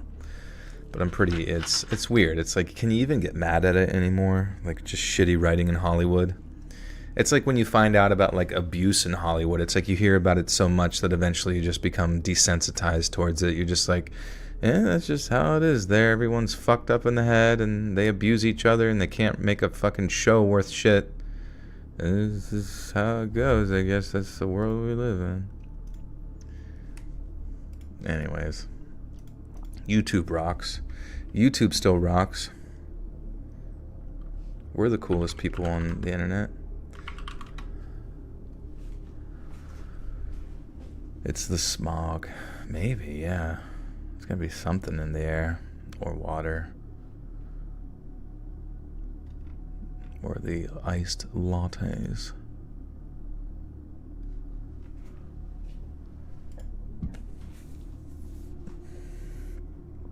Hitting the 3-hour sweet spot. Perfect. Absolutely freaking perfect. I think the weird thing is with like the writers is like, why do they... Like, what the fuck is wrong with them? Like, what is wrong with them? When their shows flop, they blame the fans. They say the fans are hateful. They say the fans are, malicious trolls. They say the fans are the ones to blame for the failure of their inability to entertain. The fans are not to blame because you can't entertain. Like, it's just, it's how... Like, what is the logic there? And how do you feel good saying that? And it sucks whenever, like, a group of people find a mantra to circle their wagons around, like almost a mimetic form of communication, where they know that that's not an appropriate response to it, but they know that they all do it almost in, like, a borderline religious way. Like, all of them just saying, like, well, it was the fans' fault. It was the fans' fault. Well, the fans are hateful. Everyone's hateful. I got a death threat. It's like, shut the fuck up. No, you didn't. You guys are losers. You can't write. You can't act. You can't fucking, like, entertain. You can't produce. You can't fucking anything. You can't set aside your biases for even half a fucking second to even think straight. It's something wrong, man. Like, something is clearly like I can't tell if it's just like from the top down what the fuck's going on, but like maybe things will change. But you would think financially, that's what I'm saying, financially, the failure from the consumer end would motivate change. Yet it's been like a decade almost, and things are still going in that direction. I'm like, is money not is this state fund? Are we in like state funded movie world at this point? Like, I don't know. I don't know what's going on. Like, something just doesn't add up. Like, if every time I made a video and you guys didn't like it, and I went to Twitter and started ranting that you guys stink, that you guys are the ones that like are in the wrong for this. I talked about this last time, but it's just like it feels good just to say it. You got to say it. It's stupid. The new Snow White. I mean, I don't really care about Snow White or whatever, because I don't, I like the old one, I guess, because the animation was rotoscoped and I love rotoscoping, but it's like I'm much more passionate about Lord of the Rings and nerd shit than than all the other stuff. And I actually thought the Snow White stuff already came out, but I guess it's coming out now. And I mean, I wasn't going to see it anyway, so I'm not going to care that much about it, but whatever. You see your channel energy in the witty Instagram comments. Yeah, I'm just doom scrolling all day on Instagram.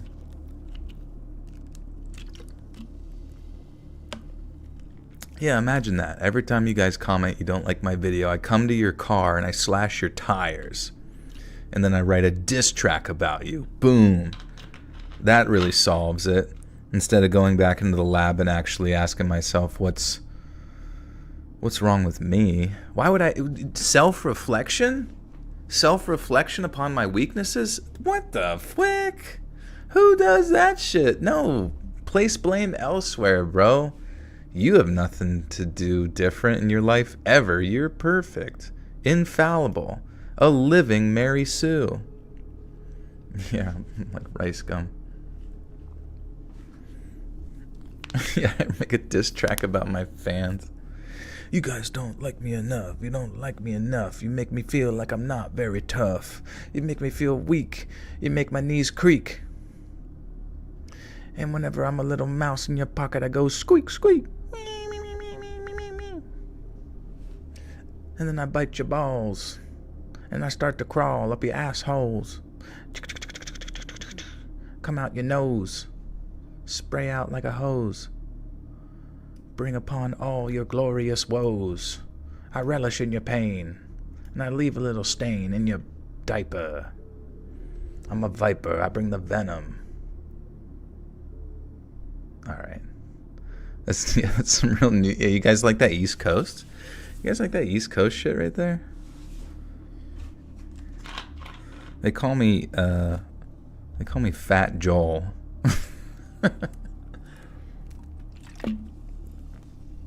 That's like my favorite fucking meme of like Fat Joe and Big Pun, and they're like sitting there with their like giant fucking like quintuple X large suits, dressed like goons from fucking Ninja Turtles, like they're about to turn into like a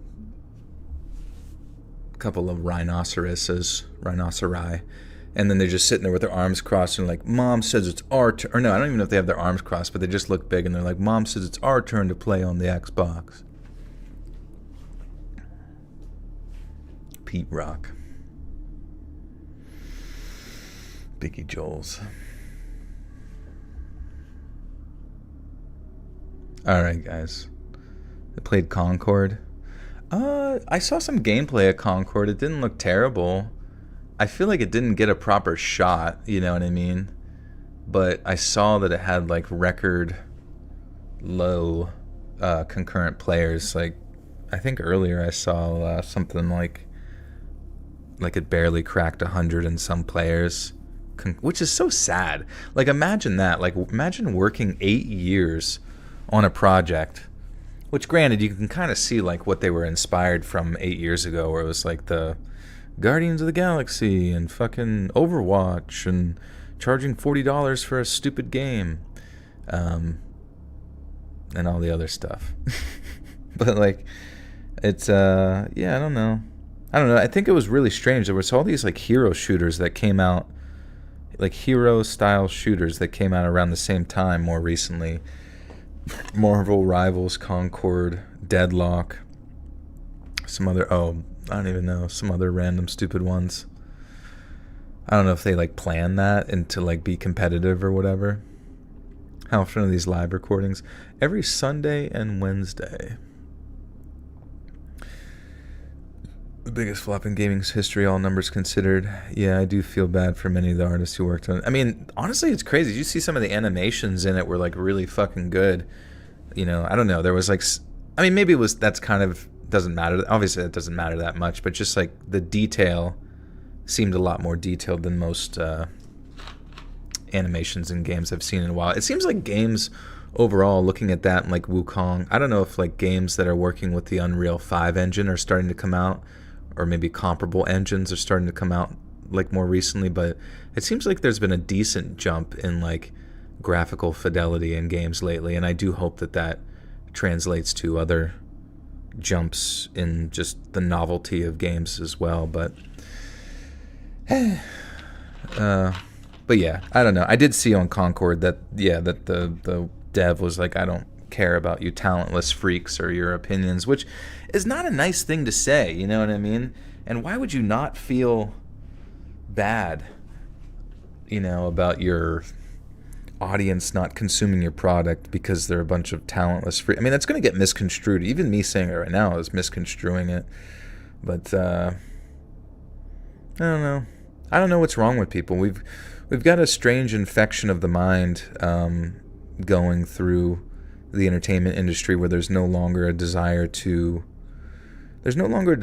entertain the fans or create new fans. It's like this, which, you know, should be correlated with the desire to generate money too. So maybe people will be more motivated by money, but it seems like more people are motivated by like a sense of control or something, a sense of, I don't even know, ideological forcing. And it's just not, that's not good business practice at all. It's like brain dead.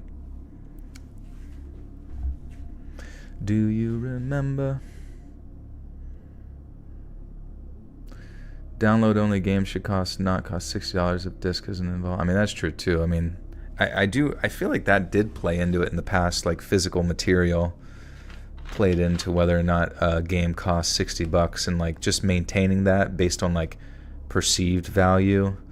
And it is kind of dumb. I mean, wasn't that the head of Take-Two or something said that based on how much time you put into a game like Grand Theft Auto, like he believes GTA 6 should cost $100. But I will be honest with you, if like GTA 6 sucks, that is a very dire outcome, you know, of like a big hit, I think, to the future of gaming, because I'm kind of leaning very heavily into that game being decent, and if it's not, then I think I'm just gonna fucking probably go jerk off or something. You were thinking so deeply about gaming. I mean, I guess it's because it's like that's all I did growing up was go to school and sports or whatever and play video games and hang out with friends and watch movies. I mean, I'm just a consumer. That's really all I am. Consumer. And I guess it did lead to me like creating content, you know, here with stuff. I wish I could create more stuff. I would like to create, like, it'd be nice to like somehow assemble a team of talented individuals to like actually create something competitive within like a gaming space or whatever, but how do you even like begin to think of making that happen? The bar is set so high for it.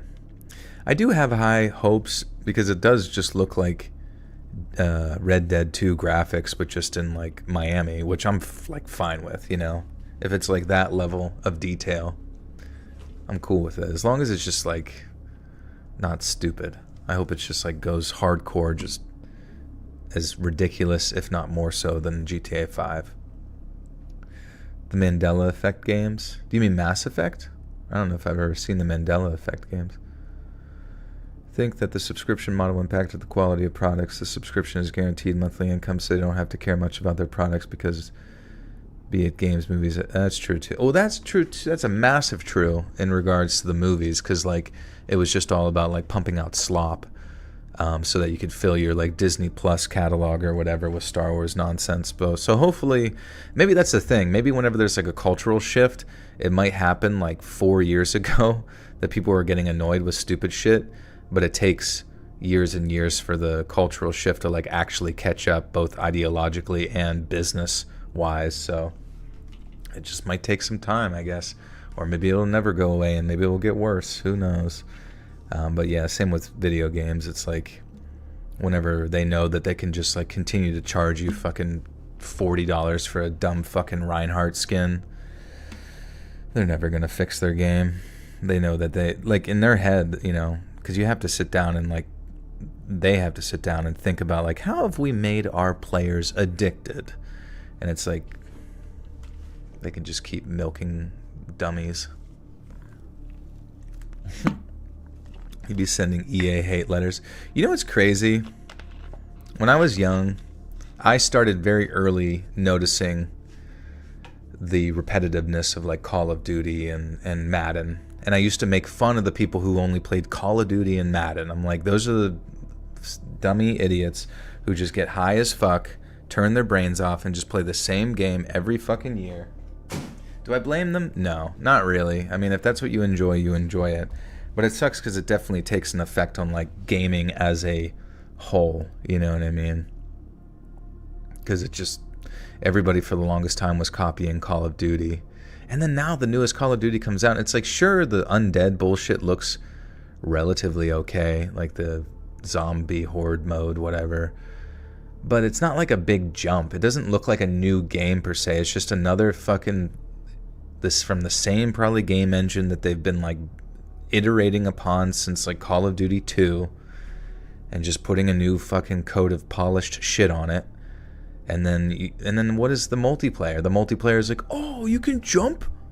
You can dive, dude. Oh, you can dive backwards, and you can dive to the left, and you could dive. It's like, it's still the same fucking stupid Twitch shooter with like nothing new, no new like physics or ballistics or interesting aspects of the game. Like, I mean, sure, you can custom, I don't know. It's just, I don't know what I expect anymore. And honestly, they're never going to change it if they keep just making lots of money, and while also concurrently setting the standard for what people expect. It's just, it's so brain rottingly stupid.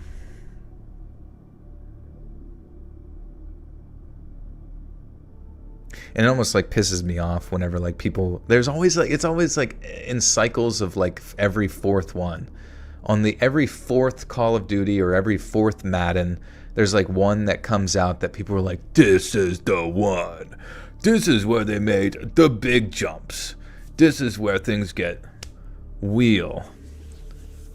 Like, you can jump, and then in Madden there's a new tackle move called freaking just grab them. You press LB, RB, and you just grab them and you throw them. I'm sorry, guys. I don't even know what I don't know what I'm doing with my life. Talking about stupid fucking video games. I'm 34 years old. What do I expect? Honestly, what the fuck do you expect from any of it anymore? I should go actually live my life or something. Nah, fuck it. Jerk off, smoke weed, and play Madden, bitch. Let's fucking go. Let's fucking go, baby! Patrick Mahomes! Patrick Mahomes! Yeah! Taylor Swift! Taylor Swift! Alright. Alright, read this outro. Hey friends, thanks for listening. Click that notification bell to be alerted of all future narrations. I release new videos every Monday and Thursday at 9 p.m. EST, and there are super fun live streams on Sundays and Wednesdays. Fuck.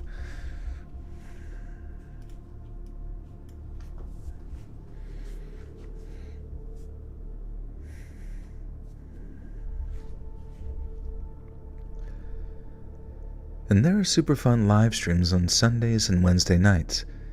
If you got a story, be sure to submit them over at my email, letsreadsubmissions@gmail.com, and you might even hear your story featured on the next video. And if you want to support me even more, grab early access to all future narrations and bonus content over on Patreon, or click that big join button to hear about the extra perks offered for members of the channel. And check out the Let's Read podcast, where you can hear all of these stories in big compilations located anywhere you listen to podcasts. All links in the description below. Thanks so much, friends. And remember, if you play Call of Duty or Madden every year religiously, you belong in a gulag.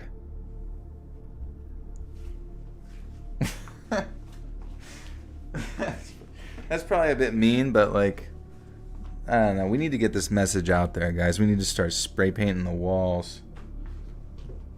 We need to start admitting the cultural shift must begin now. For video games and movies. God. What else is there to do, though? I mean, what is humanity at all, honestly, other than passing the fucking time with our entertainment? And the second they infiltrate our fucking entertainment and make it dog shit with their brain dead ideas and repetitive nonsense, and the only way you can fucking enjoy it is to be leaned over, bent over like the letter S, like you're on fucking fentanyl, then it's not too impressive to the rest. Think about what the rest of humanity is going to think of you. Think about what the rest of history is going to think about you if that's the bullshit that you accept.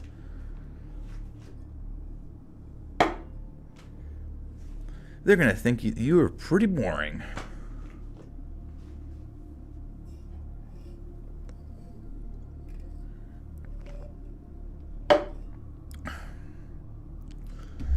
All right, guys. All right, workers of Arby's, let's get to work. All right, all my McDonald's employees, thank you for gathering here. Those deep fryers aren't going to fry themselves. Those little dog treats that we hand out to people who have animals aren't going to eat themselves. Alright, dudes. Well, yeah, I'm going to go get this up edited on Patreon first things first. Early access over there for $1 a month, or you can do a fucking, what can you do, a free trial? Yeah, you can do that. And then you can do whatever you want, honestly, at that point. The second you spend any money on my channel, you are essentially a made man or woman.